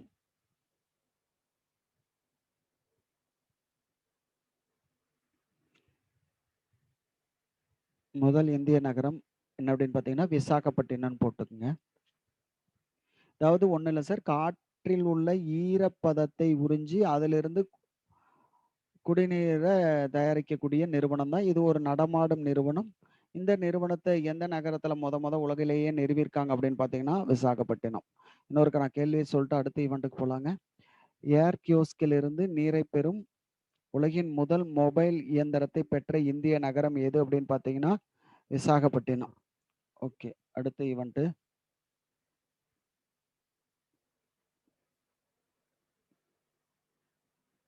பாகிஸ்தான் சோதித்த அணுசக்தி ஏவுகணை.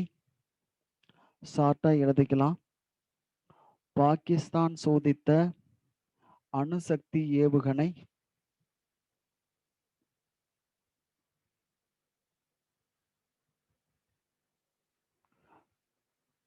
பாகிஸ்தான் சோதித்த அணுசக்தி ஏவுகணை ஷாஹின்-1A. பாகிஸ்தான் சோதித்த அணுசக்தி ஏவுகணை ஷாஹின்-1A.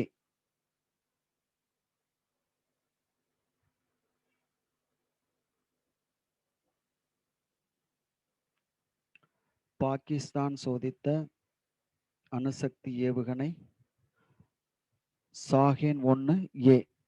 இது ஜஸ்ட் போதும் சார். அடுத்த ஈவெண்ட்டுக்கு போகலாம்.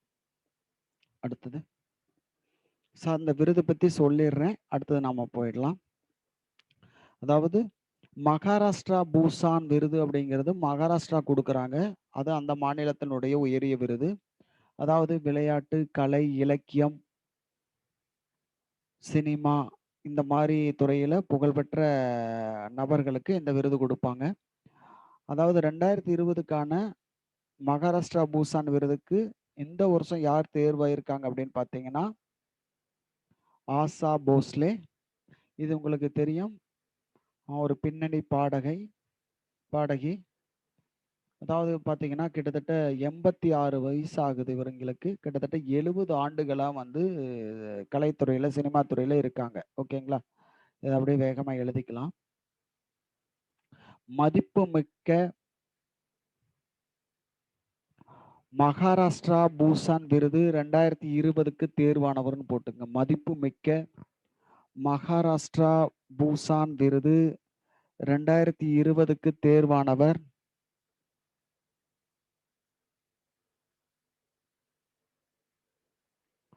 மதிப்புமிக்க மகாராஷ்டிரா பூசான் விருது 2020க்கு தேர்வானவர்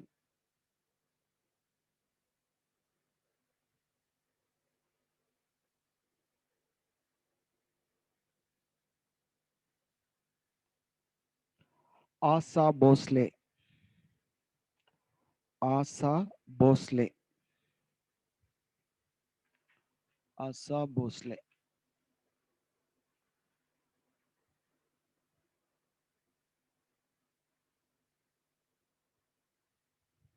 ஓகேங்களா சார். இவங்க பாத்தீங்கன்னா 2000த்துல தாதா சாஹிப் பால்கே விருது வாங்கியிருக்காங்க. பெரிய விருதுன்னு பார்த்துருக்கோம் இல்லைங்களா. அதை எந்த வருஷம் வாங்கியிருக்காங்க அப்படின்னு பார்த்தீங்கன்னா 2000த்துல தாதா சாஹிப் பால்கே விருது வாங்கியவர் தான் ஆசா போஸ்லே. ஓகே, அதெல்லாம் கூட முக்கியம் இல்லை சார். இந்த வருஷம் பார்த்துக்க, மகாராஷ்டிரா பூசான் விருது 2020 அப்படின்னா ஆசா போஸ்லே. ஓகே, அடுத்தது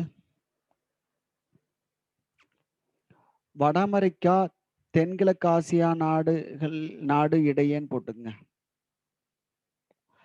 வட அமெரிக்கா அல்லது தென்கிழக்கு ஆசியாவை இணைக்கன்னு போட்டுங்க. வட அமெரிக்கா தென்கிழக்கு ஆசியாவை இணைக்க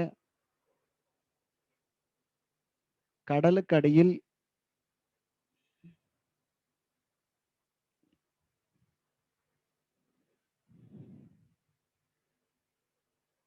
வட அமெரிக்கா தென்கிழக்கு ஆசியா இடையே கடலுக்கடி இணைய கேபிளை நிறுவ உள்ள நாடு.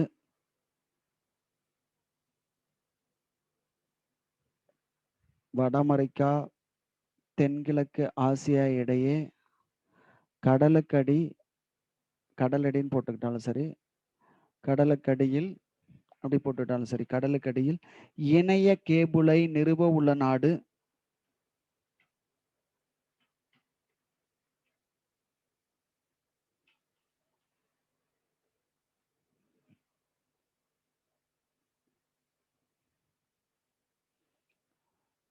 கடலுக்கடியில் இணைய கேபிளை நிறுவ உள்ள நாடு வேண்டாம் சார்.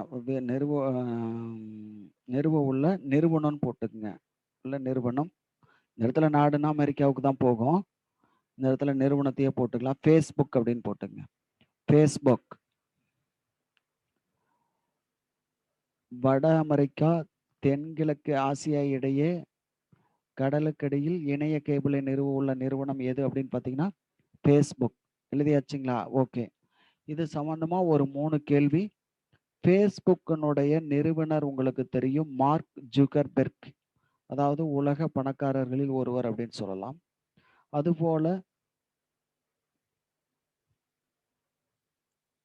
வாட்ஸ்அப் நிறுவனத்தையும் யார் வாங்கிட்டாங்க அப்படின்னா அந்த செயலியும் வந்து ஃபேஸ்புக் வாங்கிட்டாங்கன்னு நம்ம பார்த்துருப்போம். அதுபோல அந்த ஃபேஸ்புக் நிறுவனம் இந்தியாவில் ஜியோ, அதாவது ரிலையன்ஸ் இண்டஸ்ட்ரீஸ் நிறுவனத்தினுடைய ஜியோ நிறுவனத்துல ஒரு 10% பங்கை வாங்கியிருக்காங்க அப்படின்னு சொல்லிட்டு சமீபத்தில் செய்தியை பார்த்துருப்போம். அதுபோல அந்த ஃபேஸ்புக் பார்த்தீங்க அப்படின்னா லிப்ரா அப்படிங்கிற மெய்நிகர் நாணயத்தை வெளியிட்டாங்க. கிரிப்டோ கரன்சியை சமீபத்தில் லான்ச் பண்ணாங்க. லிப்ரா அப்படிங்கிற கரன்சியை லான்ச் பண்ணாங்க. கொஞ்ச நாளுக்கு அப்புறம் அந்த பேர்னால பின்னாடி சர்ச்சை எழும் அப்படிங்கிறதுக்காக அந்த லிப்ரா கரன்சியோட பேரை மாத்திட்டாங்க. டீம், DIEM, டீம் அப்படின்னு மாத்திட்டாங்க. இப்போ இந்த இடத்துல ஒரே ஒரு கேள்வி வேணா எழுதிக்கலாம். ஃபேஸ்புக் நிறுவனத்தின் மெய்நிகர் நாணயத்தின் பெயர். ஓகேங்களா? ஃபேஸ்புக் நிறுவனத்தின் மெய்நிகர் நாணயத்தின் பெயர் என்ன அப்படின்னு வேணா எழுதிக்கங்க. ஃபேஸ்புக் நிறுவனத்தின் மெய்நிகர் நாணயத்தின் பெயர், அதாவது டிஜிட்டல் கரன்சின்னு சொல்லலாம். மெய்நிகர் நாணயத்தின் பெயர் டீம் அப்படின்னு போட்டுங்க. DIEM, team. ஃபேஸ்புக் நிறுவனத்தின் மெய்நிகர் நாணயத்தின் பெயர் என்ன அப்படின்னு பார்த்தீங்கன்னா டீம். இது ஆச்சுங்களா? ஓகே, அடுத்த ஈவெண்ட்டுக்கு போகலாம். இது பார்த்தீங்கன்னா இந்த உலக பொருளாதார மன்றம் சொல்லியிருக்காங்க இந்த புள்ளி விவரத்தை. அதனால இது கொஞ்சம் முக்கியம், எழுதிக்கங்க. உலக பொருளாதார மன்றத்தின் உலகளாவிய பாலின இடைவெளி அறிக்கை 2021. உலக பொருளாதார மன்றத்தின்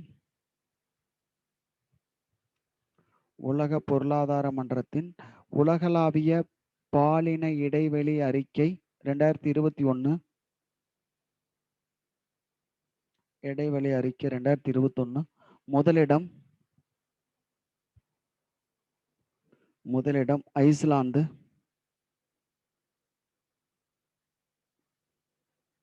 140வது இடம் 140வது இடம் இந்தியா. ஓகேங்களா?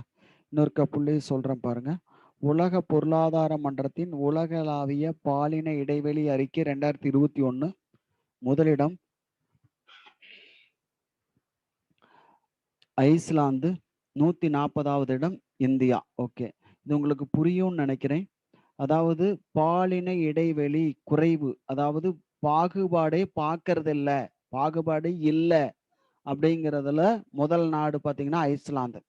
அதனாலதான் ஒரு கேள்வி கேட்கலாம். இப்போ இந்த கேள்விக்கு தான் ஆன்சர். சம வேலை சம ஊதியம் என்ற சட்டத்தை இயற்றிய முதல் நாடு எதுன்னு கேட்டாலும் எந்த நாட்டை சொல்லலாம்? ஐஸ்லாந்தை சொல்லலாம். அப்போ பாலின வேறுபாடு பார்க்கறதில்ல ஐஸ்லாந்தில். அதுதான் ஈவெண்ட். ஓகேங்களா? இந்தியா அதுல எத்தனையாவது இடத்துல இருக்கு அப்படின்னு பாத்தீங்கன்னா 140வது இடத்துல. ஓகேங்களா? அடுத்த ஈவெண்ட்டுக்கு போலாம். கஞ்சா பயன்பாட்டை சட்டபூர்வமாக்கிய அமெரிக்கா மாகாணம். கஞ்சா பயன்பாட்டை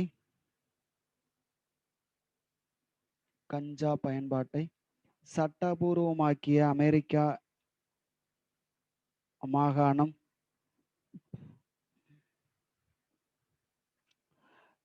கஞ்சா பயன்பாட்டை சட்டபூர்வமாக்கிய அமெரிக்கா மாகாணம் நியூயார்க் அப்படின்னு போட்டுருங்க.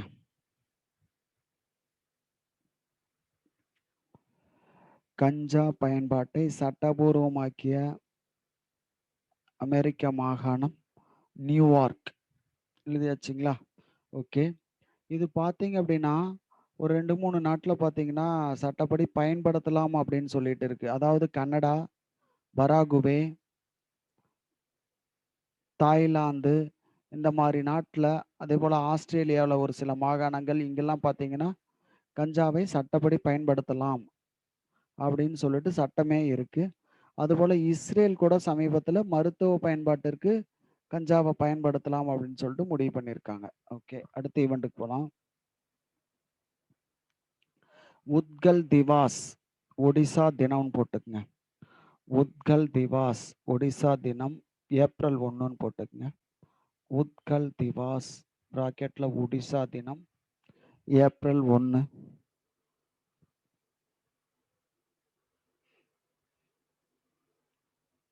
உத்கல் திவாஸ் பிராக்கெட்ல ஒடிசா தினம் ஏப்ரல் 1. எழுதியாச்சுங்களா? இந்த இடத்துல என்ன பரீட்சையில கேள்வி வரும் பார்த்தீங்கன்னா, உத்கல் என அழைக்கப்படும் மாநிலம் எதுன்னு கேள்வி கேட்கலாம். அப்ப எதை சொல்லலாம்? ஒடிசா. ஓகேங்களா?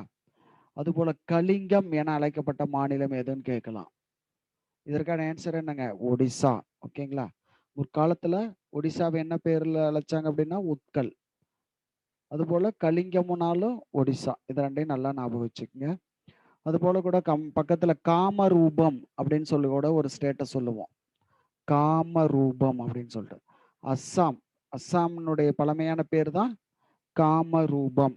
அதெல்லாம் வந்து ஜிகே மாதிரி கேள்வியில வரும். ஓகேங்களா? சரி, இப்போ இந்த இடத்துல உத்கல் அப்படின்னா ஒடிசா, கலிங்கம் அப்படின்னா ஒடிசா, காமரூபம் அப்படின்னா அஸ்ஸாம். ஓகே, அடுத்த ஈவெண்ட்டுக்கு போலாம். இந்தியா, பங்களாதேஷ், இலங்கை, இப்படி சொல்ற மாதிரி எழுதிக்க ஈஸியா இருக்கும். இந்தியா, பங்களாதேஷ், இலங்கை மற்றும் பூட்டான் இணைந்து இந்தியா, பங்களாதேஷ், இலங்கை மற்றும் பூட்டான் இணைந்து வங்கதேசத்தில் மேற்கொள்ளும் கூட்டு இராணுவ பயிற்சி. இந்தியா, பங்களாதேஷ், இலங்கை மற்றும் பூட்டான் இணைந்து வங்கதேசத்தில் மேற்கொள்ளும் கூட்டு இராணுவ பயிற்சி.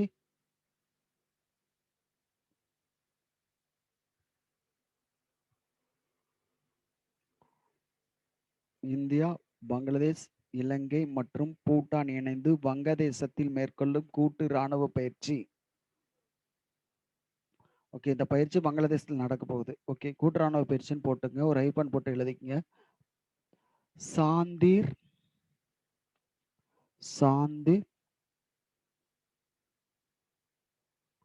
ஓக்ரோ சேனா. சாந்திர் ஓக்ரோ சேனா. சாந்திர் ஓக்ரே சேனா. பிராக்கெட்ல வேணும்னா சமாதானத்தின் முன்னணி ரன்னர், அதாவது சமாதானத்தை முன்னெடுப்பவர் அப்படிங்கிற பேர்ல இந்த பயிற்சி நடக்குது. இன்னொருக்க ஒரு கேள்வி சார், அடுத்து வேகமா போயிடலாம். இந்தியா, பங்களாதேஷ், இலங்கை மற்றும் பூட்டான் இணைந்து வங்கதேசத்தில் மேற்கொள்ளும் கூட்டு இராணுவ பயிற்சி சாந்தி ஓக்ரோ சேனா. எழுதியாச்சுங்களா? ஓக்ரோ சேனா. ஓகே, இது கூட நமக்கு தெரியும். அதாவது வங்கதேசத்தினுடைய தேசப்பிதா, அதாவது ஷேக் முஜிபுர் ரஹ்மான் அவருடைய 100வது பிறந்த நாள் கொண்டாட்டம் இந்த வருஷம். அதைத் தொடர்ந்து தான் இந்த பயிற்சிய பங்களாதேஷ் நடத்துறாங்க. அந்த ஷேக் முஜிபுர் ரஹ்மான் அந்த ஃபோட்டோ கூட இருக்கு பாருங்க. அவருக்கு தான் 2020க்கான காந்தி அமைதி விருது கூட கொடுக்கப்பட்டது அப்படின்னு சொல்லிட்டு, போன வாரம் ஈவென்ட்ல நம்ம பார்த்திருப்போம். ஓகேங்களா? சரிங்க. அடுத்த ஈவென்ட் போலாம். அடுத்தது கொஸ்டின புரிஞ்சுகிட்டு ஈஸியா எழுதிரலாம். அதாவது பொதுத்துறை நிறுவனங்கள் SAIL, BHEL, NTPC, ONGC, HPCL இந்த மாரி பொதுத்துறை நிறுவனங்கள் இருக்கு இல்லைங்களா? அதனுடைய தலைவர தேர்ந்தெடுக்கிறதுக்குன்னு சொல்லிட்டு ஒரு வாரியம் இருக்கு. ஒரு அமைப்பு இருக்கு. அந்த வாரியத்தினுடைய தலைவரா மல்லிகா சீனிவாசன தேர்ந்தெடுத்திருக்காங்க. இதுதான் ஈவென்ட். புரியுதுங்களா? பொதுத்துறை நிறுவன தலைவர்களை தேர்ந்தெடுக்கும் குழுவினுடைய தலைவர் யார் அப்படிங்கிறது தான் கேள்வி. எழுதிக்கங்க. பொதுத்துறை நிறுவன தேர்வு வாரியத்தின் பொதுத்துறை நிறுவன தேர்வு வாரியத்தின்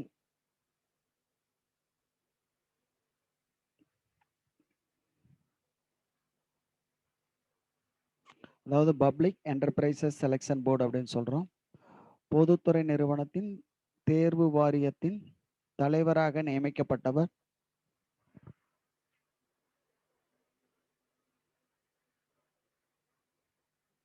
பொதுத்துறை நிறுவன தேர்வு வாரியத்தின் தலைவராக நியமிக்கப்பட்டவர் அப்படின்னு மட்டும் எழுதிக்கங்க. மல்லிகா சீனிவாசன் பொதுத்துறை நிறுவன தேர்வு வாரியத்தின் தலைவராக நியமிக்கப்பட்டவர். ஒரு question mark. Mallika Srinivasan.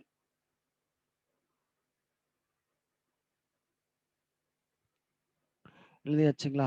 Okay. யார் இந்த மல்லிகா சீனிவாசன் அப்படின்னா, அந்த டிராக்டர் உற்பத்தியில உலக அளவில் 2ஆம் இடத்துல இருக்கக்கூடிய ஒரு நிறுவனம் தான். அதாவது டிராக்டர்ஸ் ஃபார்ம் எக்யூப்மெண்ட் அப்படிங்கிறதா டஃபே அப்படிங்கிறனுடைய சுருக்கம். இந்த பர்கூசன் இந்த டிராக்டர்லாம் கேள்விப்பட்டிருப்போம். அதனுடைய அந்த நிறுவனத்தினுடைய தலைவர் தான் மல்லிகா சீனிவாசன்.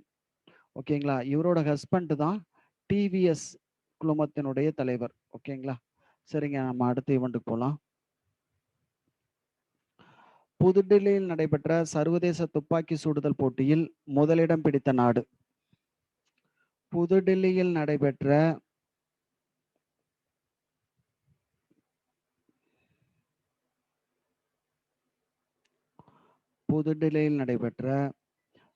சர்வதேச துப்பாக்கி சுடுதல் போட்டியில் முதலிடம் பிடித்த நாடு.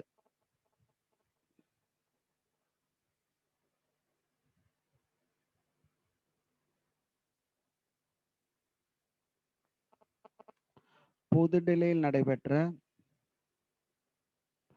சர்வதேச துப்பாக்கி சுடுதல் போட்டியில் முதலிடம் பிடித்த நாடு.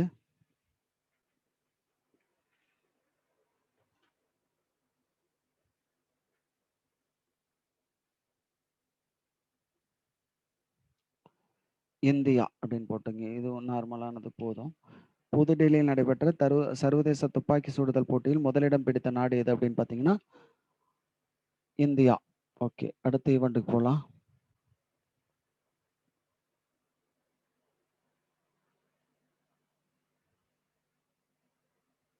மகாராஷ்டிராவில்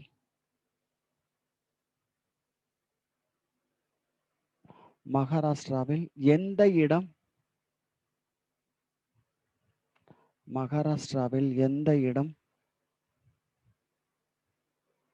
பல்லுயிர் பாரம்பரிய தலமாக அறிவிக்கப்பட்டது? மகாராஷ்டிராவில் எந்த இடம் பல்லுயிர் பாரம்பரிய தலமாக அறிவிக்கப்பட்டது? எழுதி இருக்கலாம் சார். அடுத்த ஈவென்ட்டுக்கு போலாங்களா? மகாராஷ்டிராவில் எந்த இடம் பல்லுயிர் பாரம்பரிய தலமாக அறிவிக்கப்பட்டது? ஓகேங்களா? அம்போலி அப்படின்னு போட்டுக்குங்க. அம்போலி அப்படின்னு போட்டுட்டு இது வந்து வெஸ்டர்ன் காட்ல இருக்கு. அதாவது மேற்கு தொடர்ச்சி மலையில இருக்கு. ஓகேங்களா? மகாராஷ்டிராவில் எந்த இடம் பல்லுயிர் பாரம்பரிய தலமாக அறிவிக்கப்பட்டது அப்படிங்கிறது கேள்வி. அம்போலி அப்படின்னு போட்டுக்குங்க. அம்போலி பிராக்கெட்ல மேற்கு தொடர்ச்சி மலைன்னு போட்டுக்குங்க. அம்போலி பிராக்கெட்ல மேற்கு தொடர்ச்சி மலை. ஓகேங்களா? சரி, அடுத்த ஈவெண்ட்டுக்கு போலாங்க. இந்தியாவின் முதல்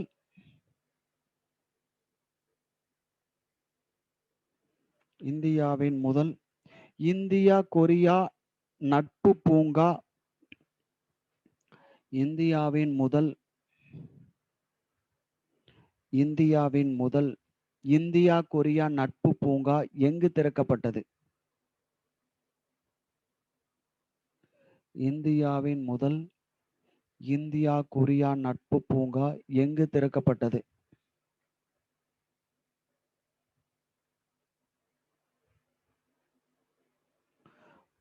புதுடில்லி.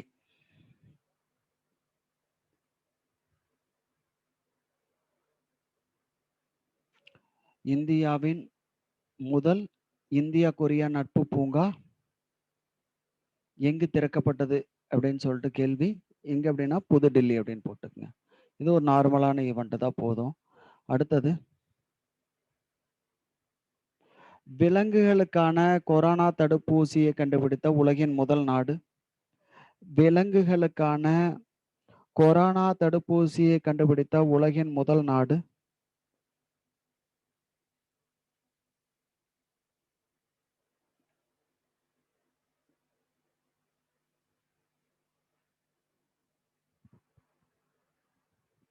விலங்குகளுக்கான கொரோனா தடுப்பூசியை கண்டுபிடித்த உலகின் முதல் நாடு ஜஸ்ட் எழுதிக்கலாம், ரஷ்யா.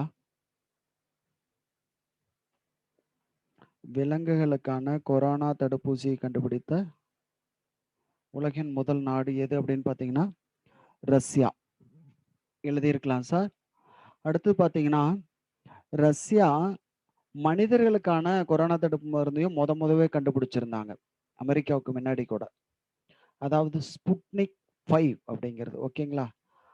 ரஷ்யா கண்டுபிடித்த கொரோனா தடுப்பு மருந்து என்ன அப்படின்னு பார்த்தீங்கன்னா ஸ்புட்னிக் 5. அதாவது ஸ்புட்னிக்னாவே உங்களுக்கு தெரியும், ரஷ்யாவினுடைய செயற்கைக்கோள் தான் வந்து ஸ்புட்னிக். அது பேர்ல தான் 5 அப்படின்னு வச்சிருந்தாங்க. ஸ்புட்னிக் 5 அப்படின்னா ரஷ்யாவினுடைய கொரோனா தடுப்பூசி. ஓகே, அடுத்த ஈவெண்ட்டுக்கு போகலாம். இந்தியாவின் மிகப்பெரிய மிதக்கும் சூரிய மின் உற்பத்தி நிலையம் எங்கு திறக்கப்பட உள்ளது? இந்தியாவின் மிகப்பெரிய மிதக்கும்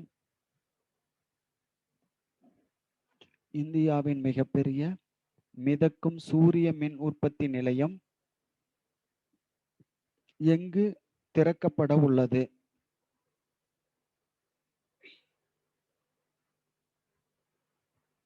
இந்தியாவின் மிகப்பெரிய மிதக்கும் சூரிய மின் உற்பத்தி நிலையம் எங்கு திறக்கப்பட உள்ளது? ஒரு கொஸ்டின் மார்க் போட்டுக்குங்க. ராமகுண்டம் தெலுங்கானான்னு போட்டுக்குங்க. ராமகுண்டம் தெலுங்கானா. ராமகுண்டம் தெலுங்கானா. ஓகேங்களா? இன்னொருக்கா சொல்லிடுறேன். இந்தியாவின் மிகப்பெரிய மிதக்கும் சூரிய மின் உற்பத்தி நிலையம் எங்கு திறக்கப்பட உள்ளது அப்படின்னு பார்த்தீங்கன்னா ராமகுண்டம் தெலுங்கானா. இது பார்த்தீங்கன்னா இன்னொரு அடுத்த மாதம், அதாவது மே மாசத்துல வந்து மின் உற்பத்திக்கு வந்துடும். ஓகேங்களா? அதாவது NTPC national thermal power corporation இருக்கு இல்லைங்களா, அங்க வந்து ஒரு அனல் மின் நிலையம் இருக்கு. அந்த நிறுவனத்துக்கு சொந்தமான ஒரு ஏரியில தான் இந்த சோலார் பவர் பிளான்ட்டையும் வந்து அந்த நிறுவனம் அமைச்சிருக்கு. ஓகேங்களா? இது ஓகே. இன்னும் 2 ஆண்டு கழிச்சு பார்த்தீங்க அப்படின்னா நருமதை ஆற்றங்கரையில, அதாவது அதுக்கு பக்கத்துல நருமதை ஆறோட இணையக்கூடிய ஒரு ஏரியில, அதாவது டேம் சொல்லலாம். அந்த டேம்ல தான் இந்தியாவிலேயே மிகப்பெரிய மிதக்கும் சூரிய மின் உற்பத்தி ஆலை வந்து அமைக்கப்பட உள்ளது. அதாவது 600 மெகாவாட். அது வந்து கட்டுமானத்துல தான் இருக்கு. அது 2023ல தான் வரும். இத இப்ப சமீபத்துல பார்த்துக்கங்க. ஓகேங்களா? இன்னும் 2 வருஷம் போனா மாறும். எங்க அப்டின்னா, நர்மதை ஆற்றுக்கு போயிடும். ஓகே. அடுத்த ஈவென்ட். சரி எழுதிக்கங்க. முதன்மை அறிவியல் ஆலோசகராக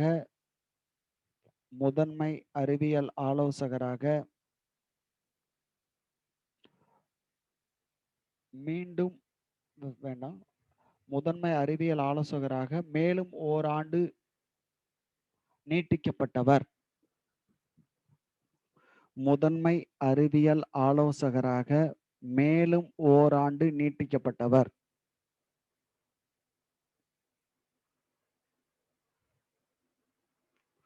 முதன்மை அறிவியல் ஆலோசகராக மேலும் ஓராண்டு நீட்டிக்கப்பட்டவர் விஜயராகவன் அப்படின்னு போட்டுக்கங்க. விஜயராகவன். அதாவது அரசுக்கு புதிய புதிய ஆயுதங்கள், இராணுவத்துல புதுமையை புகுத்த, பாதுகாப்புக்காக, இதுக்காக வந்து ஆலோசனை சொல்றதுக்காக கேபினெட் செக்ரட்டரி லெவல்ல பார்த்தீங்கன்னா, ஒரு பதவியை உருவாக்கியிருந்தாங்க. அதாவது கார்கில் போருக்கு அப்புறம் அந்த பதவி தேவை அப்படின்னு சொல்லிட்டு உருவாக்கியிருந்தாங்க. அதாவது இவர் வந்து 3வது நபர் தான் அந்த முதன்மை அறிவியல் ஆலோசகர் பதவிக்கு. முதல் நபர் யார் அப்படின்னா, ஏவுகணையின் மனிதன் அப்படின்னு நம்ம ஒருத்தர் சொல்லுவோம் இல்லைங்களா? ஏபிஜே அப்துல் கலாம் தான் வந்து இந்தியாவினுடைய முதல் பிரின்சிபல் சயின்டிபிக் அட்வைசர். ஓகேங்களா? 3வது நபர் தான் வந்து விஜயராகவன். அவருக்கும் என்ன அப்படின்னு பார்த்தீங்கன்னா, இன்னும் 1 ஆண்டுக்கு வந்து நீட்டிப்பு செஞ்சிருக்காங்க. ஓகேங்களா? சரிங்க சார். அடுத்த ஈவென்ட். அதுதான் சார், ஈவென்ட் அநேகமா முடிஞ்சிருச்சு. ஓரளவுக்கு கேட்டதெல்லாம் நோட்ல எழுதியிருப்பீங்க. ஒரு 2 முறை வாசிச்சு பாருங்க. வேற எதுவுமே சொல்ல வேண்டாம். 2, 3 முறை அப்படியே வாசிச்சு பார்த்தீங்க அப்படின்னாவே நமக்கு ரீகால் ஆயிடும். மேக்ஸிமம் ஈவென்ட் மனசுல நின்றும். ஓகேங்களா? Okay sir. இப்ப பார்த்தீங்க அப்படின்னா, ஏதாவது டவுட் இருந்ததுன்னா கேட்கலாம். இன்னொரு 10 நிமிஷம் தான் இருக்கும். ஏதாவது டவுட் இருந்துச்சுன்னா கேட்கலாம். Hello sir. சொல்லுங்க. வணக்கங்க. சார், முதல் ஆதார் கார்டு விநியோகம் சொன்னீங்கல்ல சார். September 29, 2010 sir? 10ங்க. ஆமாங்க. Okay மகாராஷ்டிராவுல sir. நந்தூர்பார் அப்படிங்கிற மாவட்டத்துல தான் ஃபர்ஸ்ட் ஆதார் குடுத்தாங்க. மகாராஷ்டிரா, நந்தூர்பார். மகாராஷ்டிராவுல போதுங்க. மகாராஷ்டிரான்னு போட்டுங்க. Okay sir. இது 2 முறை பரீட்சையில கேட்டிருக்காங்க. 2010 செப்டம்பர் 29.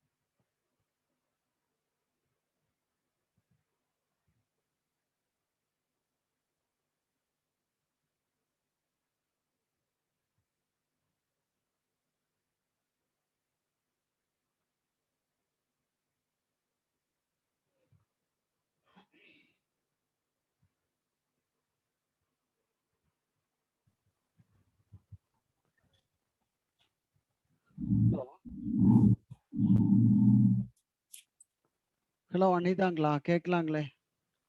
சார், சொல்லுங்க. பனாமா கால்வாய் அந்த இதுல வந்து எந்த 2 கடலை வந்து இணைக்குதுன்னு சொல்லியிருக்கீங்க? ஒண்ணும் இல்லைங்க. அந்த சூயஸ் கால்வாய் தானே கேட்குறீங்க நீங்க? ஆமாங்க சார். அதோட ஒண்ணும் இல்லைங்க. மத்திய தரைக்கடலையும், செங்கடலையும் இணைக்குதுங்க. அது முடிச்சு நெக்ஸ்ட் பனாமா கால்வாய் பனாமா கால்வாய்னா பார்த்தீங்கன்னா, இந்த வட அமெரிக்காவுக்கும், தென் அமெரிக்காவுக்கும் இடையில ஒரு சின்ன கோடு மாரி ஒரு நாடு கனெக்ட் ஆகும். பனாமா நாடு அப்படின்னு சொல்லிட்டு. அந்த நாட்டுல தான் இருக்கு.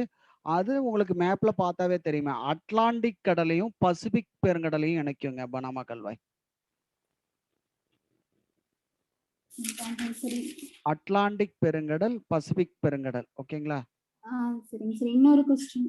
சொல்லுங்க. Facebook நிறுவனத்தின் மெய்நிகர் நாணயத்தின் பெயர் DI, அதுக்கப்புறம் DIEM டீம் அப்படிங்கிறது. ஓகேங்க சார். தேங்க்யூங்க சார். ஓகேங்க. Thank you. ம்.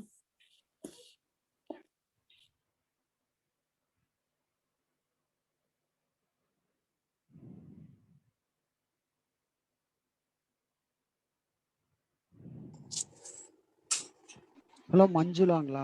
கேளுங்க. டவுட்டுங்களா? சார் அப்படியே ஃபர்ஸ்ட் பேஜ் ஸ்க்ரோல் பண்ணுங்க சார்.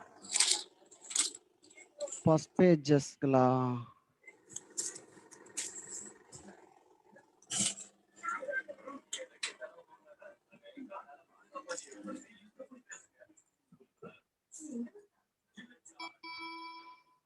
சொல்லுங்க. ஃபர்ஸ்ட் பேஜ்ல என்னங்க இருக்கு? ரஜினிகாந்த் தான் இருக்காரு.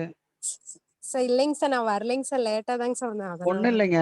கேட்டிருந்தாவே சொல்லியிருப்பேனேங்க. தாதா சாஹிப் பால்கே விருது ஓகேங்க சார். 2019 யாரு கொடுத்தாங்கன்னா ரஜினிகாந்த் போட்டுக்குங்க. ஓகேங்க சார். 18க்கு பாத்தீங்கன்னா அமிதாப் பச்சனுக்கு கொடுத்தாங்க. ஓகேங்க சார். அதை கொஞ்சம் பாத்துங்க. இது ரெண்டும் ரொம்ப முக்கியம். ஓகேங்க சார். ஓகேங்க. இது வந்து 3வது நடிகர் தமிழகத்தை பொறுத்த வரலும் இந்த ஓகேங்க சார். சினிமா துறையில இருந்து. ஃபர்ஸ்ட் சிவாஜி கணேசன் பார்த்திருப்போம், நமக்கு தெரியும். முதல் தாதா சாஹிப் பால்கே விருதுன்னு சொல்லிட்டு. 10ல பாத்தீங்கன்னா பாலச்சந்தர் அப்படின்னு சொல்லிட்டு ஒருத்தர் பாலச்சந்தர் இயக்குனர் சிகரம்னு சொல்லவில்லைங்களா, அவர் வாங்கியிருக்காரு. இவர் 3வது நபர். ஓகேங்களா? ஓகேங்க சார். ஏங்க சார் ஒரு ஜென்ரலா ஒரு டவுட்டுங்க சார். ஆ இப்போ இந்த மிதக்கும் சூரிய அந்த நிலையத்தெல்லாம் அமைக்கும் போது அந்த நீர்வாழ் உயிரினங்கள் பாதிக்கப்படும் தானேங்க சார்? அது கொஞ்சம் அது எப்படின்னு தெரியலம்மா. பெருசா பாதிக்காது. ஆனா சூரிய வெப்பம் நிழல் கொஞ்சம் குறையதான் செய்யும். ஆனா நிழல் கொஞ்சம் இருக்காது இல்லைங்களா? அந்த மாதிரி ஏதாவது சயின்டிபிக்கா தான் பண்ணுவாங்க. ஒரே கண்டினியூவா போடாத, விட்டு விட்டு போட்டு வெப்பம் இருக்கிற மாதிரி தான்மா பாத்துக்குவாங்க. ஓகேங்க சார். அதான் சார் தெரிஞ்சுக்கலான்ட்டுன்னு கேட்டேங்க சார். இருக்கலாம். நீங்க பூரா அப்படியே மூடிட்டா பிரச்சனை இருக்கதான் செய்யும். மிதக்குனா கேப் விட்டு அந்த மாதிரி பண்ணுவாங்க. ஓகேங்க சார். தேங்க்யூங்க சார். ஓகே.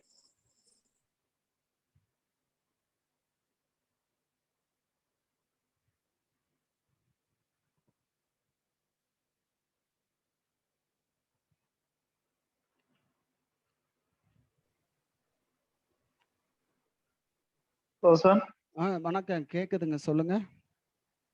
சார் ஐஸ்லாந்துக்கு ரிலேட்டடா ஒரு கொஸ்டின் சொன்னீங்களே சார், அது சொல்லுங்க. ஐஸ்லாந்து ஒண்ணும் அந்த இல்லைங்க. டைம்ல கட் முன்னாடி அது ஆயிடுச்சு. ஒரு 2 வருஷத்துக்கு முன்னாடி வந்த ஈவெண்ட்.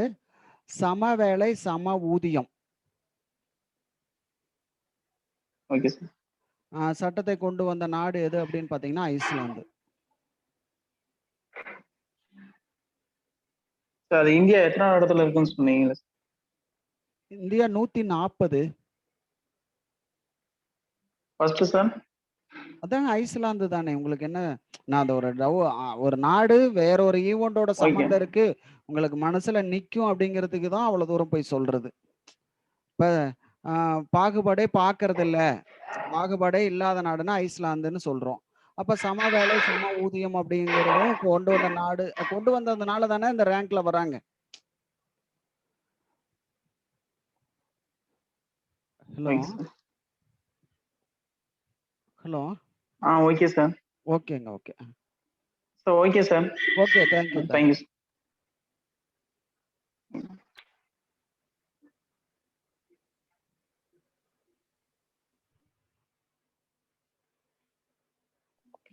சார் வணக்கம் சார். வணக்கங்க. சார் எனக்கு டெஸ்ட் கொஸ்டின் ஃபர்ஸ்ட் கொடுத்திருந்தீங்கல்ல சார், அது என்ன சார் மீனிங் எனக்கு புரியவே இல்லைங்க. என்னங்க டெஸ்ட் கொஸ்டின் புரியல எனக்கு. அந்த ஆன்டி டெரர் 2021 அப்படின்னு சொல்லி கொடுத்திருந்தீங்களே, அது அது என்னன்னு சொல்லி கொஞ்சம் பிரீஃபா சொல்லுங்க சார், புரியல. ரஃபி ஆன்டி டெரர் எக்ஸசைஸ்ங்களா? ஆமாங்க சார். இது ஒண்ணும் இல்லைங்க. நாளைக்கு கொஸ்டின்ல ஆன்சர் வரும்போது உங்களுக்கு தெளிவா வரும். வீடியோவா அதான் சார் தான். ஷாங்காய் நாடுகள் சேர்ந்து நடத்துறாங்க, அது யாருக்கு எதிரா அந்த மாதிரி மீனிங்ல கேக்குறேன் சார். ஆன்டி டெரர் அப்படின்னா யாருக்கு ஆப்போனண்டா பண்றாங்க அப்படின்னு. யாருக்கு ஆப்போனண்டான இல்ல, அந்த அமைப்போட நாடுகள்லாம் வந்து தீவிரவாதத்தை எப்படி எதிர்க்கிறது அப்படிங்கிறதுக்காக பயிற்சி நடத்திக்கிறாங்க. யாருக்கு ஆப்போசிட்டான்னு சொல்ல, மொத்த தீவிரவாதத்துக்கு எதிராக தான். ஓகே ஓகே ஓகேங்க. சும்மா அதை படிச்சுக்குங்க போதும். அந்த அமைப்பை பத்தி நிறைய தெரிஞ்சுக்குங்க போதுமானது. Okay sir. ஓகேங்க. Okay thanks.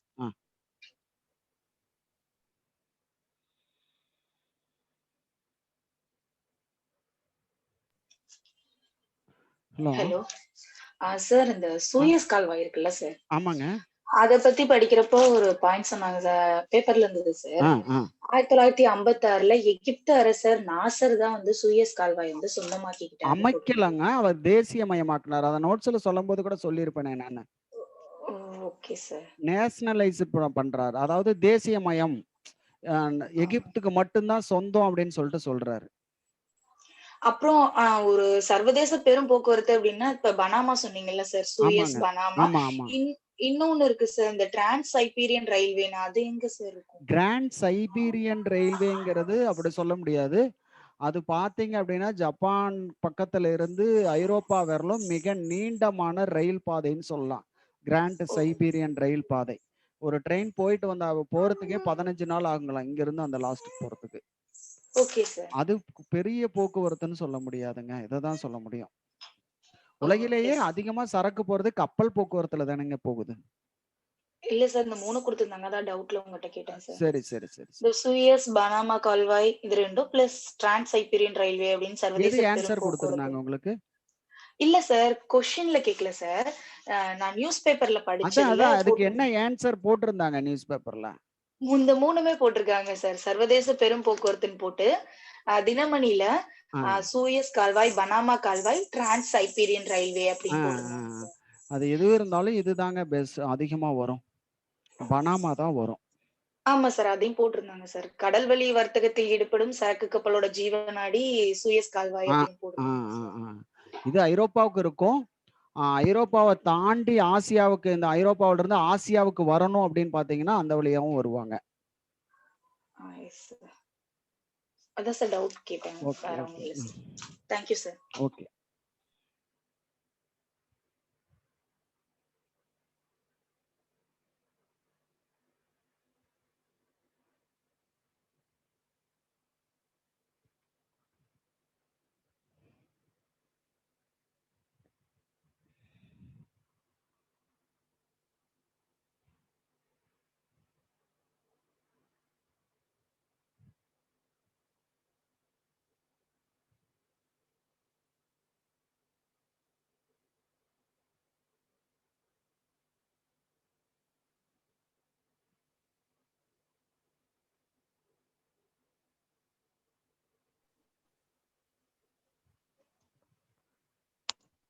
ஹலோ, கேக்குதுங்களா செல்வா? Hello sir. ஆமா கேக்குதுங்க. ஹலோ சார் கேக்குது, சொல்லுங்க. Hello sir. சார் கேக்குது சார், சொல்லுங்க. சார் இந்த நம்ம சார் இந்த ரெஸ்ட்ரிக்ஷன் போட்டிருக்காங்களே சார், எக்ஸாம் எதுவும் போஸ்ட்போன் ஆயிடுங்களா இந்த வருஷம்? அது அப்படியெல்லாம் ஆகாதுங்க, நீங்க அதை பத்தி எல்லாம் ஒரி பண்ணிக்க வேண்டாம். ஹலோ, நீங்க அதை பத்தி எல்லாம் ஒரி பண்ணிக்க வேண்டாம், நல்லா படிச்சிட்டு இருங்க, போதுமானது. Hello. Okay sir, okay, thank you. அது ஆகாது சார், அது போஸ்ட்போன் எல்லாம் ஆகாது. நமக்கு வந்து நான் பொறுத்தவரையில ஒரு வருஷம் அந்த தள்ளி போனது அப்படிங்கிறது போஸ்டிங் எடுக்கிறதுக்கு நம்பர்ஸ் குறைவா இருக்கலாம். அதாவது தேர்வர்கள், அதாவது கம்மியான நபர்களை கால்பர் பண்ணலாம், அது வேணும்னா சொல்லலாமா தவிர நீங்க தள்ளி போகும் அப்படிங்கிறதெல்லாம் யோசிக்க வேண்டாம். ஓகேங்களா? ஓகேங்க சார், ஓகேங்க சார்.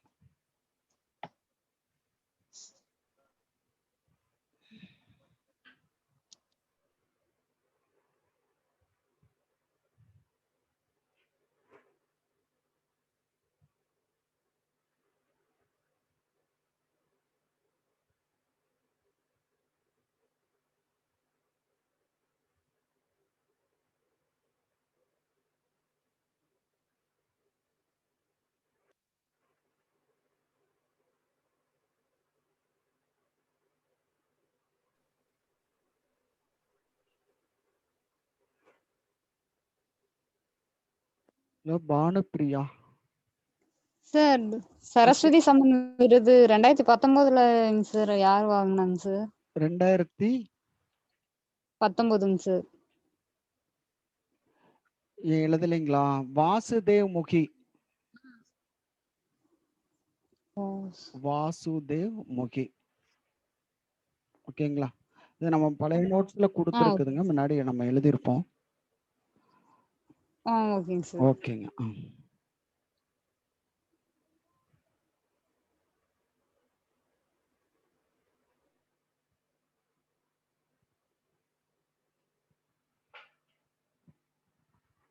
சரி சார், நம்ம கிளாஸ் முடிச்சுக்கலாம் சார். டைம் ஆயிருச்சு.